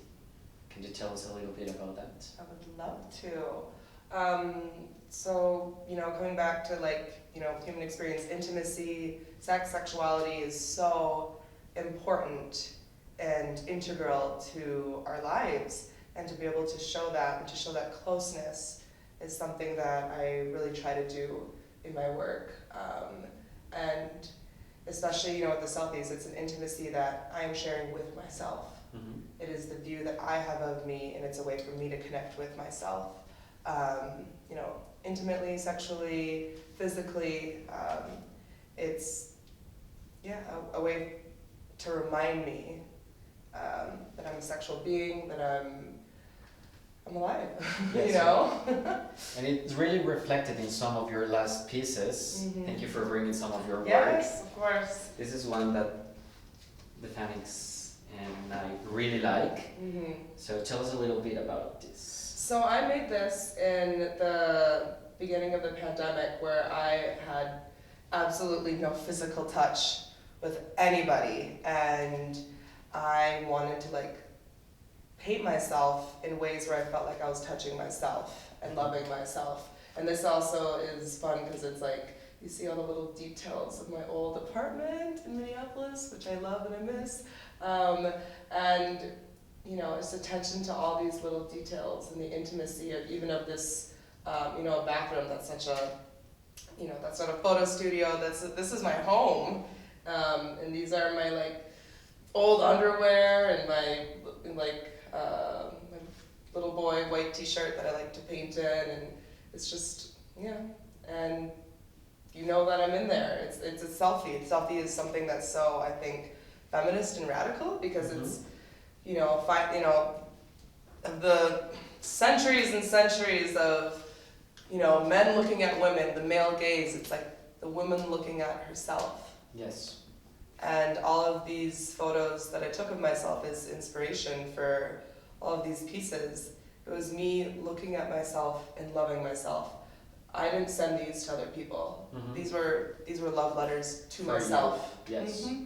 And I never even expected that. I mean, I made actually, I think 70 or 80 of these pieces. So it's I was in this mania, and I couldn't stop. It was literally a love letter to myself. This one is amazing as well. Oh yes, it's kinky. It's kinky, talking about sexual, yes. Yes, it is. I would consider myself a non-binary person, and so this is very much that. But it's about sex, it's about intimacy, and also, this one's fun. How is it also to bring all these ideas into a different country, to a different place?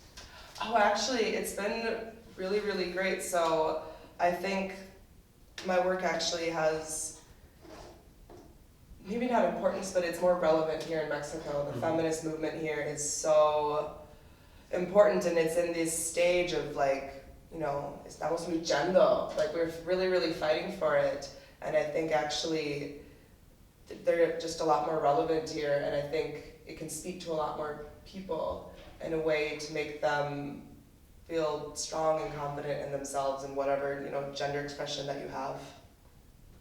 Right, because originally you're from? I'm from Minneapolis, Minnesota, from the north. And I moved here to San Miguel a year ago, and it was a beautiful life there. I actually, I was part of an art and music collaborative that I co-founded with my friend Gerardo Morado, who's Mexican. He's awesome. I love him. I miss him. And we did art and music nights with vinyl. It was a pop-up gallery. I did collaborative live paintings, massive paintings.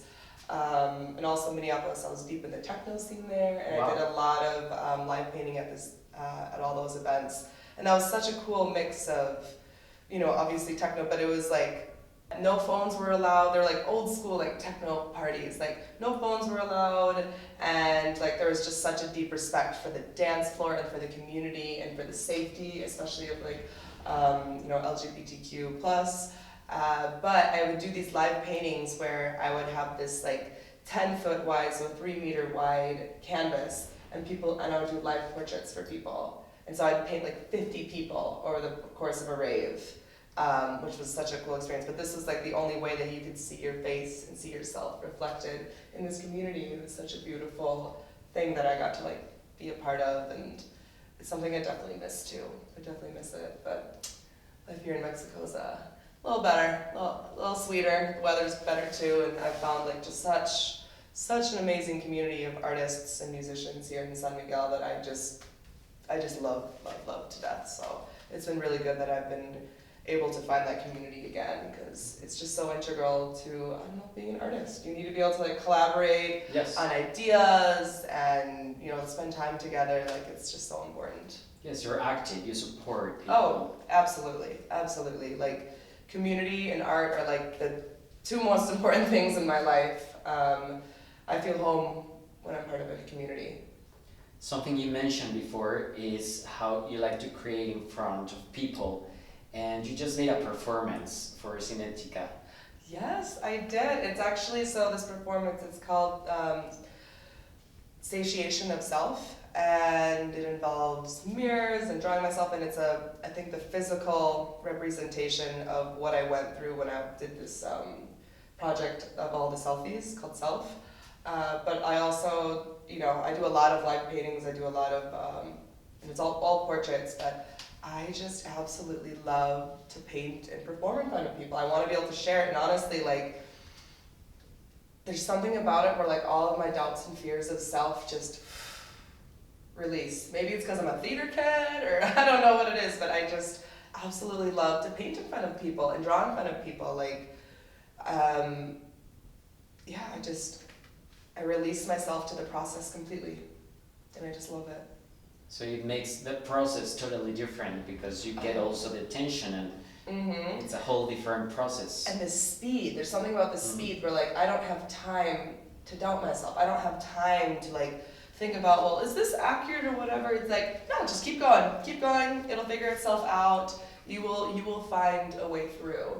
And I think sometimes when I paint by myself, I sit and I contemplate a little too long, and I start to doubt myself, because I've given myself the time to doubt myself. And when I'm in front of people, it all washes away. I like to be in front of a crowd, I guess. Something that I would like to ask you as well is, how do you mix, how is fashion and art involved in your life? Fashion and art. How we present ourselves is a work of art, right? Every day. I mean, like, if I'm in my studio, I'm in like basketball shorts, but you know, when I walk out the door and how I present myself is very much the art of living, right? And I like to bring in a lot of elements, especially like I have a lot of colors. I like to bring a lot of those elements into the work that I do as well, because I just think it brings such visual interest, and also I just kind of love the punk community. Like, I love the goth community. I love it. And I have a theory: the more spikes you got, the squishier and softer you are on the inside. It's true. Like, the crazier somebody's fashion looks, the darker that they look, I'm like, oh, you're a sweetie. I know it. That means I'm evil then. Maybe it's just like you've learned how to. No, you're not. You're great. It's really inspiring you to have this conversation with you, to see your artwork, and to have you in Cinettica. It's really amazing. Thank you. I feel so honored to be a part of this, because I've been to many Cinetticas. I've modeled in one, which was such a cool experience, and now I just feel so honored and privileged to be able to perform and to, you know, be part of this, to talk to you, and just show more people my work. Yes, we're looking forward to watch more of Thank your you. work. And if you're interested in looking at Hannah Sikora's work, please follow all the links below. Thank you for watching. Thank you. Thank you.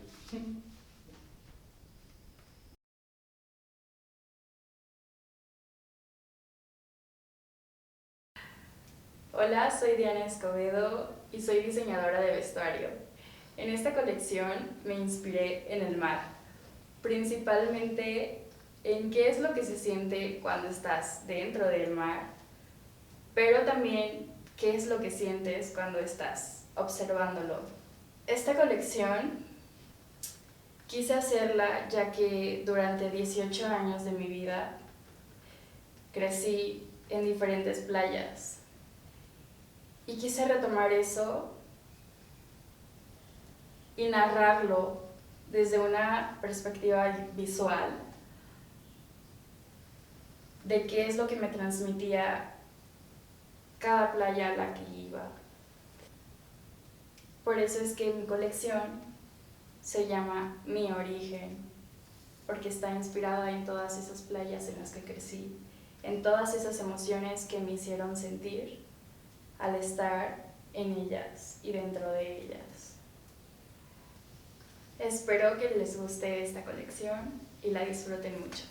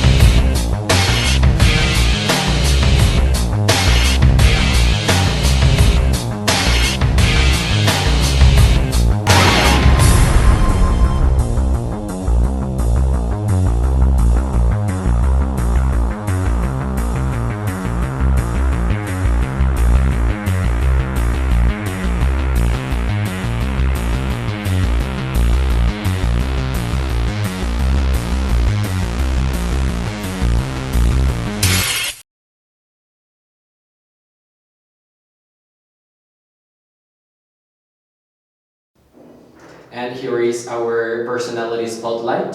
Today we have Alejandra Chong as a guest. Hola Alejandra. Hola, ¿qué tal? ¿Cómo estás? Bien, muy contenta de poder entrevistarte y de conocer un poco de tu trayectoria en el mundo de la moda. Gracias, el honor es mío de estar acá.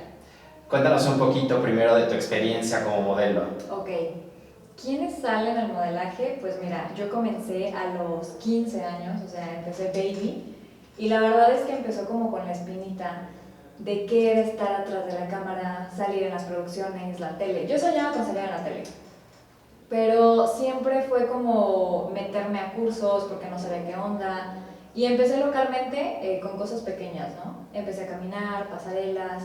Después de ahí doy el brinco a ya empezar a trabajar en Ciudad de México, Guadalajara, Monterrey, o sea, un poquito de ciudades más grandes que me ofrecieron más proyectos. Y bueno, pues aquí estoy en Querétaro, ya dirigiendo mi propia agencia de modelaje. ¿Y cómo ha sido toda esa trayectoria como modelo de empezar desde los 15 años y ahora posicionada como una modelo reconocida a nivel nacional?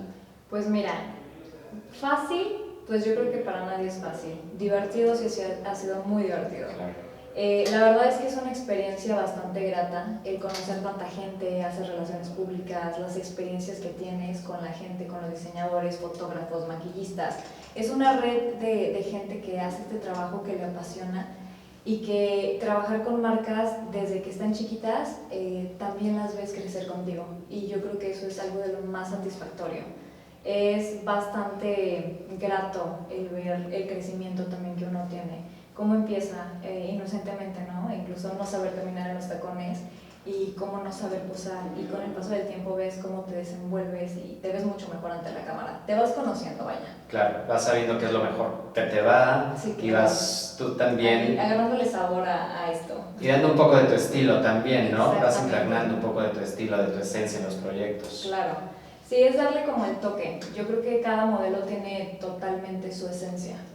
Y algo que me parece increíble es que has llevado el modelaje más lejos, y ahora también pues eres agente de modas, Sí. eres emprendedora, y uno de tus grandes proyectos es Lookbook. Así es. Cuéntanos cómo nace Lookbook. ¿Cómo nace Lookbook? Pues mira, cuando yo estaba trabajando en lo que era Ciudad de México, estaba también en Aguascalientes, tomo la decisión de vivir en Querétaro. Cuando yo llego a Querétaro, lo primero que hago pues, como modelo es buscar una agencia, ¿no? O sea, corres a tocar puertas. Y para mi grata sorpresa, no encontré una agencia que me convenciera, que realmente trabajara en eso. O sea, era como algo desconocido. Y yo con la experiencia previa que ya tenía de Ciudad de México, Guadalajara, o sea, sabía perfectamente cómo tenía que ser el trabajo de una modelo. Y es por eso que dije, bueno, no hay trabajo, ok, voy a empezar a trabajar como modelo por mi cuenta. Empecé, pero la verdad es que sí es un poco complicado después de que pues, primero darte a conocer y que quedan en tu trabajo, porque no hay un antecedente, una agencia que te respalde. Okay. Y empecé a hacer clientes, y después era la típica pregunta, oye, ¿conoces otra niña, conoces otro modelo? Porque queremos cambiarle variedad. Y dije, bueno, ¿por qué no? O sea, dije, si ya tengo como esta experiencia, ya tengo como el aprendizaje, el camino que he recorrido, dije, ¿por qué no me meto a esto, a hacer una agencia de modelos? Y sé lo que es estar en los zapatos de la modelo, ahora sí que en los tacones, y sé lo que es estar atrás, o sea, dirigiéndolas, sé tratar con el cliente, sé cómo tienen que actuar ellas, pero también sé cómo tiene que actuar el cliente. Entonces, es un intermedio equilibrado. Claro, y es un plus, ¿no? Sí. Porque también es un conocimiento que le estás transmitiendo a tus modelos. Sí, claro, totalmente. O sea, yo me encargo de que los modelos vayan preparados. No es como de, oye, está súper bonita, ve a la sesión o sale en la pasarela. Al contrario, es el hecho de que ellos tengan las armas suficientes para que el cliente quede lo suficientemente satisfecho. Y les enseño desde caminar, se les enseña a posar, incluso definimos su estilo. Les damos clase de stylist, make-up, es muy variado, bastante completo la verdad. Y muy complejo, ¿no? Porque sí. Efectivamente no solo es posar, sino que involucra muchísimas áreas. Va muchísimo más allá. O sea, una modelo es totalmente camaleónica, versátil. Se podría decir que va muy de la mano con la actuación, caracterizas un personaje. Cuando a ti te dicen tienes que hacer esto, te tienes que transformar y tienes que saber hacerlo. No nada más es estar bonita y sonreír a la cámara y decir, listo. O sea, no. Tienes que meterte en el papel y sacarlo. Es como una obra, literal. Y además de tener tu propia agencia, pues eres emprendedora, ¿no? Y esto se va a varios aspectos de tu vida. ¿Cómo llevas este aspecto de tu vida como emprendedora? Híjole. Mexicana y joven además. La pregunta es lo más difícil. No es fácil, pero sí es muy satisfactorio. Yo creo que el hecho de meterte, decir voy a emprender, voy a sacar algo, es una moneda al aire.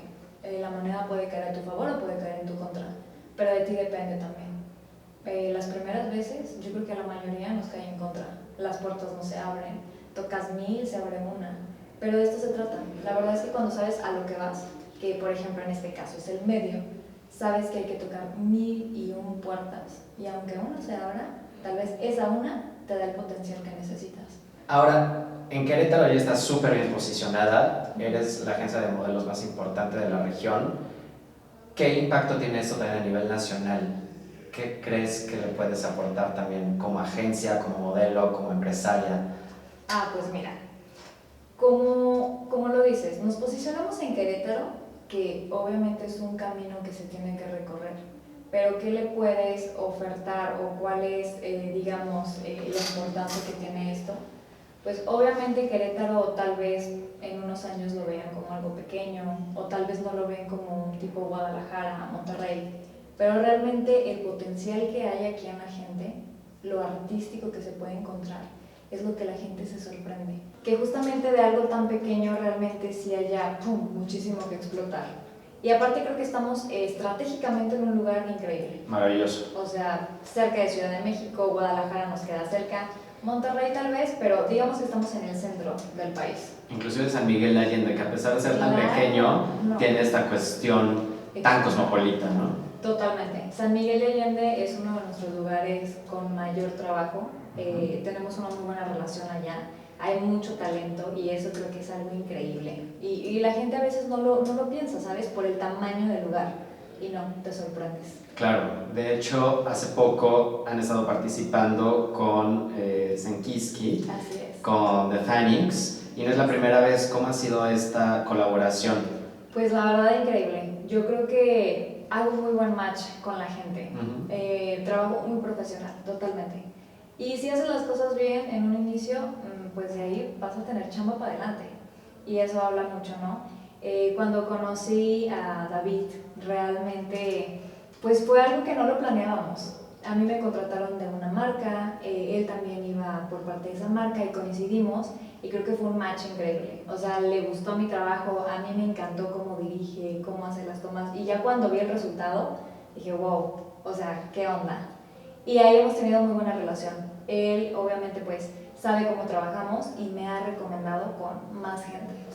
Así como hay gente con la que te encanta trabajar y haces súper buen match, ¿qué pasa con estos otros personajes que de repente no dan tanto? Claro. ¿Qué pasa con los clientes difíciles? Mira, hay de todo. La verdad es que me encantaría decirte que no hay malas experiencias, todos los clientes trabajan de la misma manera, pero no, sí hay.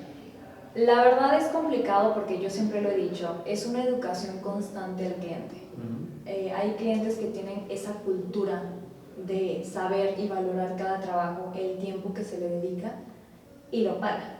Pero hay clientes que es desconocido o tal vez no lo valoran como debería ser y bueno, lo buscan como una colaboración, pero digamos ellos sí están generando.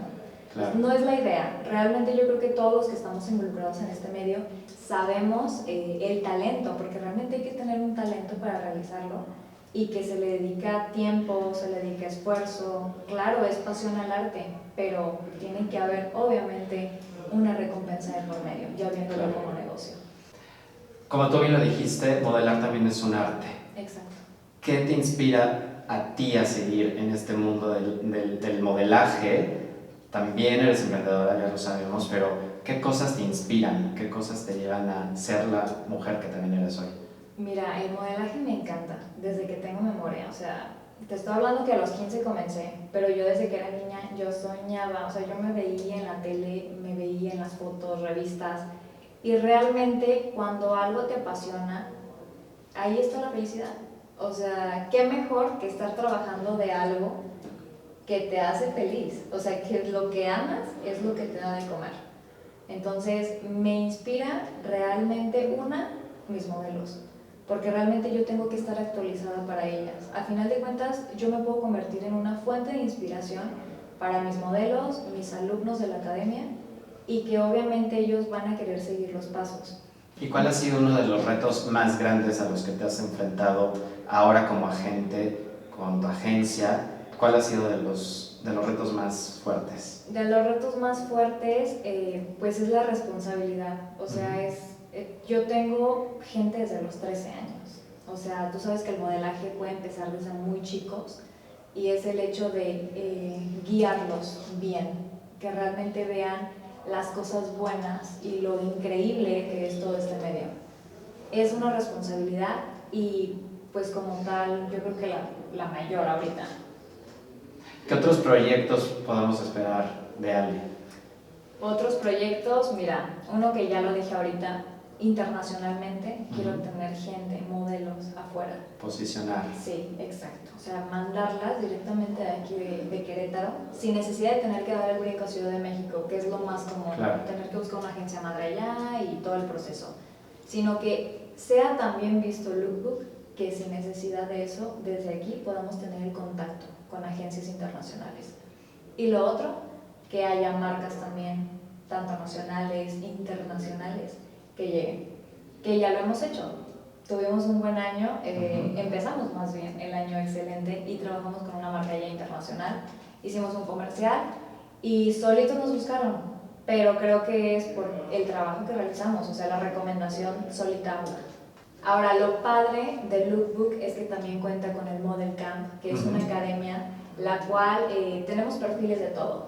Cualquiera se puede inscribir y no solamente los estamos preparando para el fashion, para el medio, para los runways, sino que también los estamos preparando en el sentido de empoderarlos, que tengan actitud, seguridad, proyección, porque eso también es importante. Y que estamos haciendo esta inclusión de que no importa, porque me preguntan, oye, es que no soy alta, soy bajita. No importa, porque podemos preparar tu perfil para algo más allá de esto del medio, algo que te puede durar toda la vida. Claro. Y que yo lo digo, el modelaje sí te da mucha seguridad. Y lo has notado, has visto una persona que dices, tiene algo que no sé qué, pero me llama la atención. Exactamente. Pues muchísimas gracias, Ale. Es un placer platicar contigo. Al contrario. Muchísimas gracias por compartir tu experiencia en el mundo del modelaje como agente. Y estoy seguro de que seguiremos viendo proyectos súper interesantes. Yo sé que sí. De todos lados. Y para todos los que estén interesados en su agencia, en su perfil, por favor vean sus redes sociales que estamos compartiendo y no dejen de sintonizar Cinettica.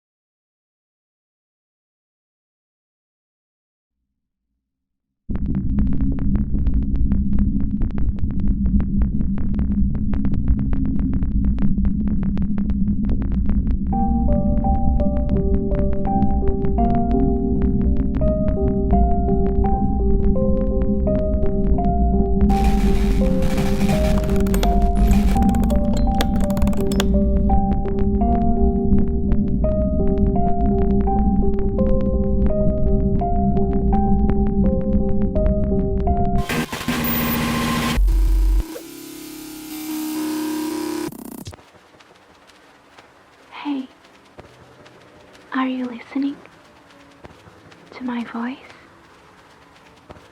Can you listen to the sound of my heart beating fast? Is yours beating as fast as mine? Imagine the smell of my perfume, sweet and calming, invading your head. Imagine strands of my hair falling down into your neck.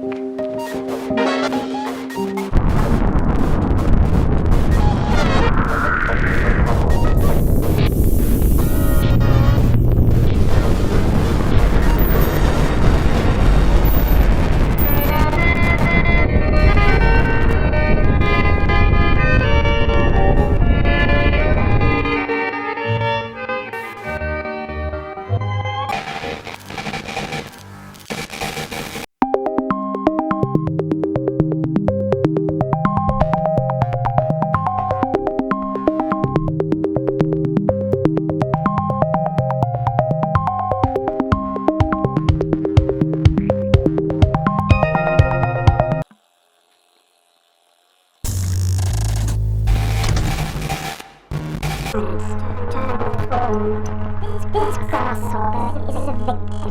Land of Apollo was flying leisurely in the sunshine everywhere in the world.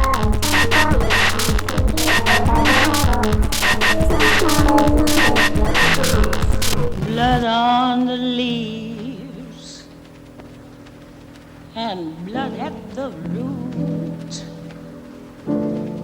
Black bodies swinging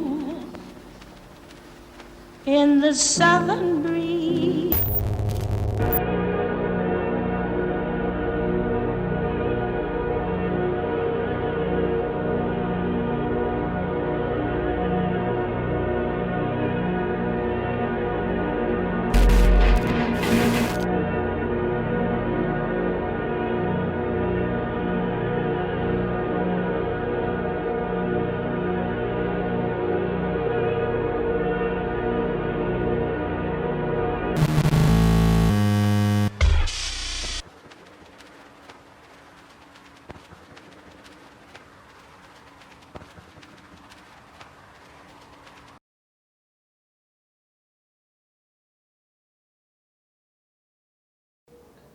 And this is our fashion photography spotlight.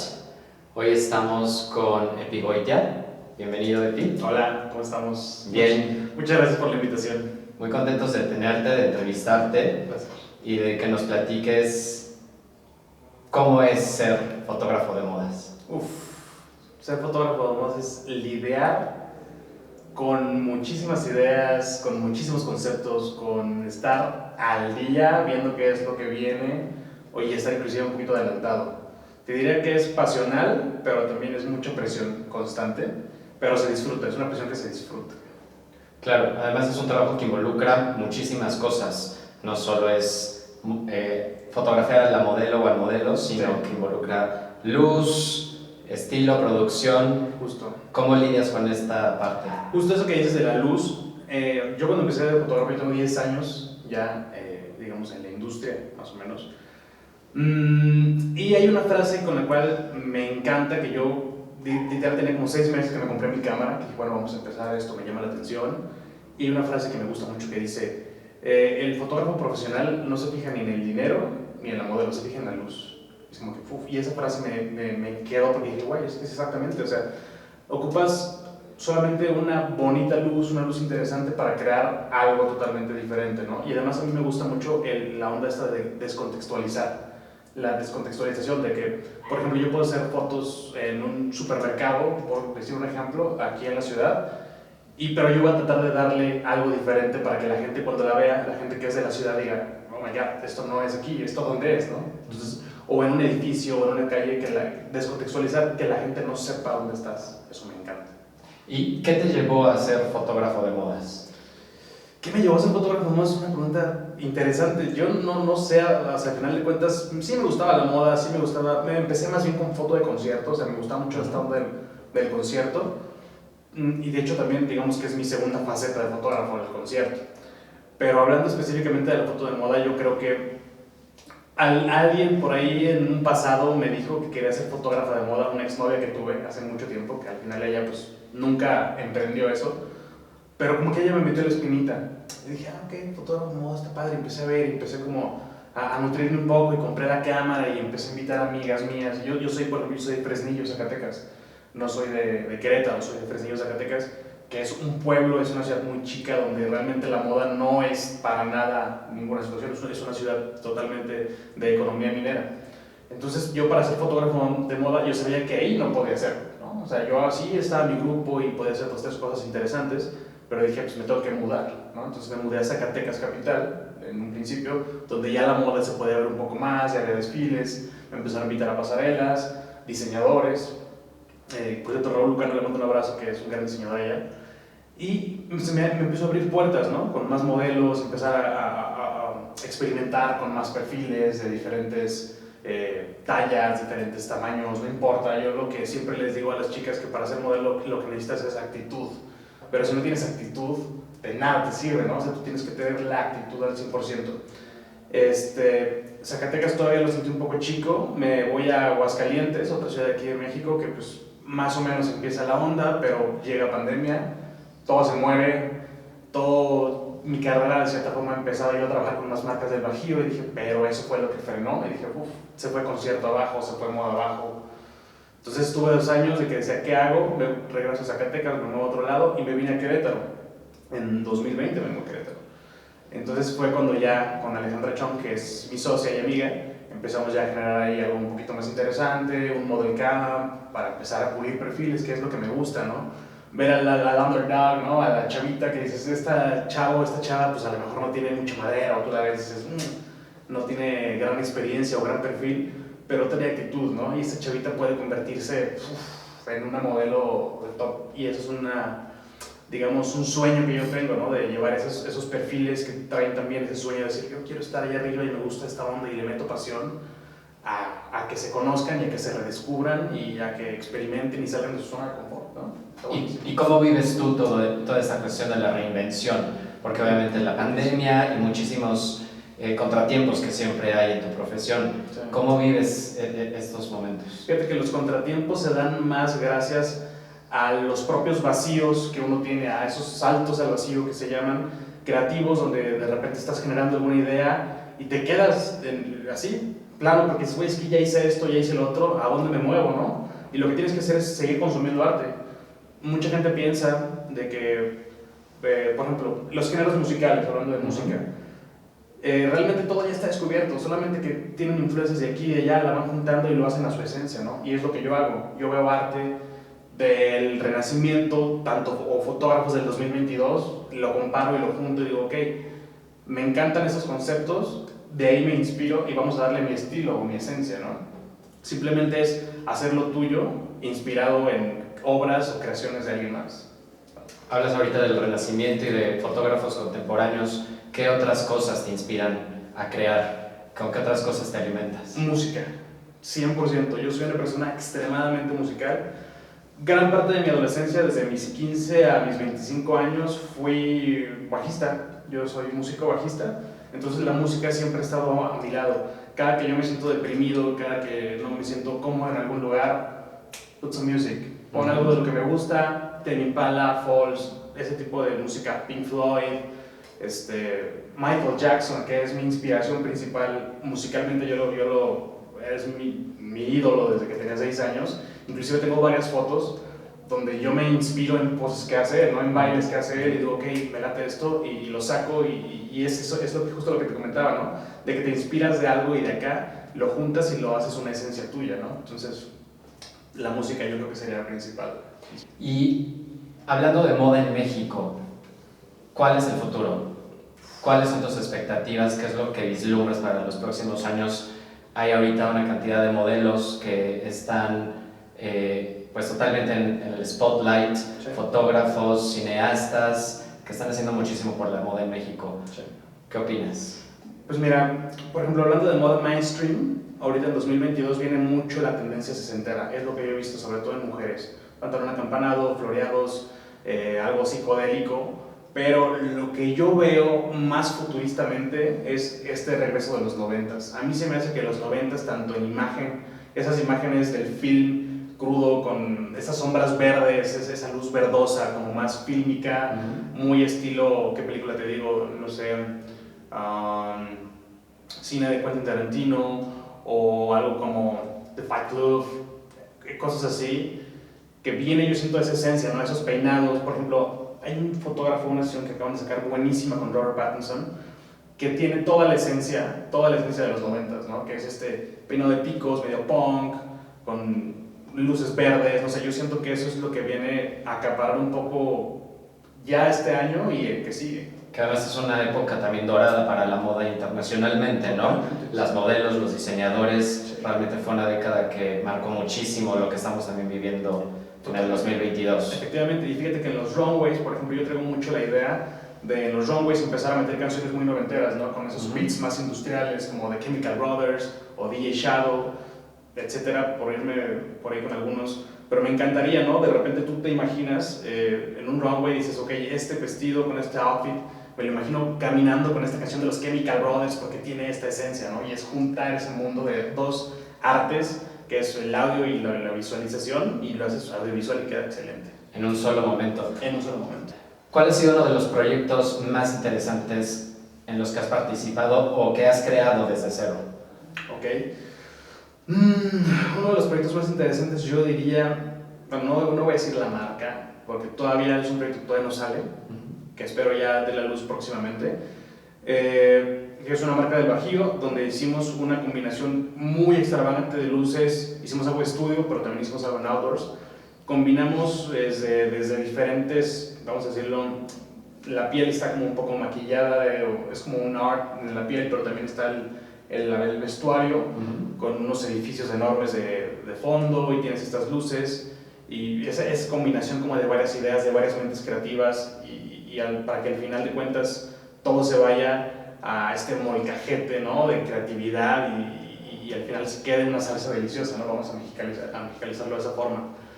Pero también está la otra parte de que yo considero que cada proyecto personal es una distintiva un poco diferente. Por ejemplo, hace poco saqué unas fotografías de una chica amiga mía que se llama Alejandra González, que es una chica de Toluca que se acaba de venir aquí a Querétaro, donde hicimos unas fotografías muy inspiradas. Yo lo hice como inspirándome en algo más, digamos, europeo, pero al final de cuentas estaba ahí editando y dije, vamos a ponerles unos UFOs, unos ovnis, para darle esta onda más como dramática, de guerra, de algo que está por venir, ¿no?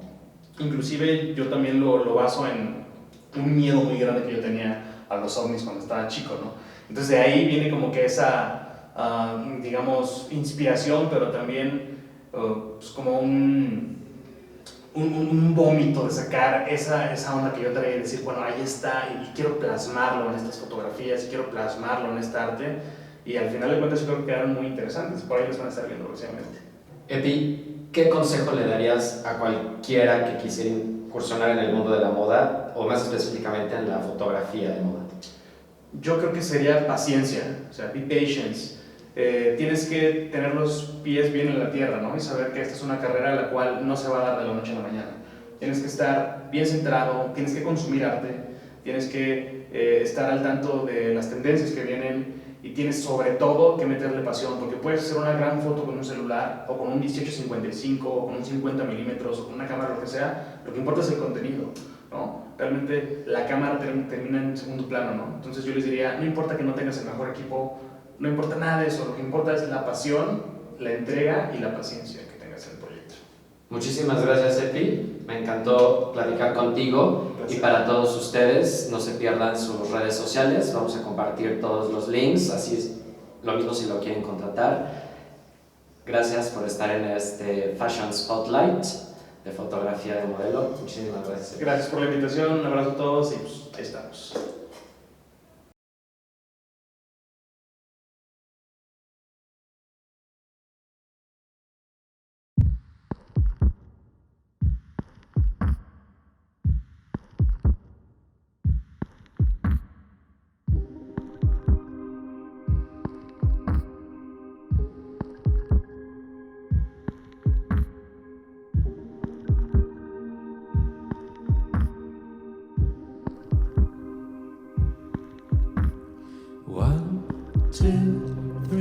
and sweet.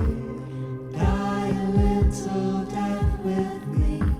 Your arms are soft and beautiful. The whistle of your breath. Shall we cross that line, rushing through eclipse of time? Your arms are soft and beautiful. It's cozy on your chest.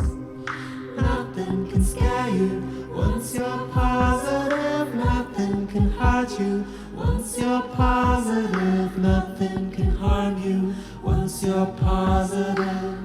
You make me positive. Wish me all the best of luck.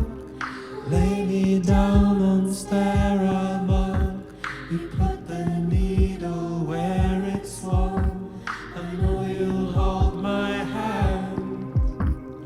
Nothing can scare you once you're positive. Nothing can hurt you once you're positive. Nothing can harm you once you're positive. You make me positive. You bring me up, you break the bread, put the needle into the arm. You don't cheat, you take the red. You bring me up, you break the bread, put the needle into the arm. You don't cheat, you take the red. Nothing can scare you once you're positive. Nothing can hurt you once you're positive. Nothing can harm you once you're positive. You make me positive. Nothing can scare you once you're positive. Nothing can hurt you once you're positive. Nothing can harm you once you're positive. You make me positive. Nothing can hurt you. Nothing can harm you. Nothing can scare you. You make me positive.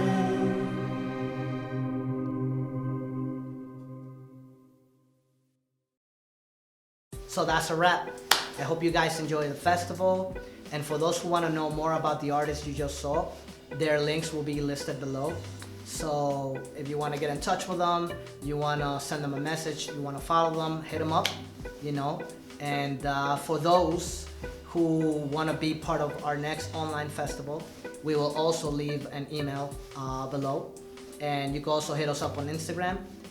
This will happen again very soon, so hit us up as soon as possible because the slots are very limited. And for those who are interested in coming to our real life festival, we will be in Mexico till the end of the year.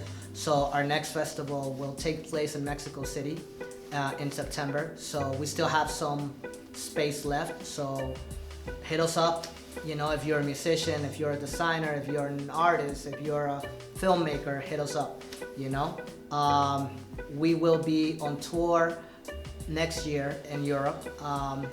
But we will be in New York, my native city, in December. So if you're in New York, also hit us up. And if you're in Europe, hit us up, you know. And that's it. I hope you guys stay safe and one love.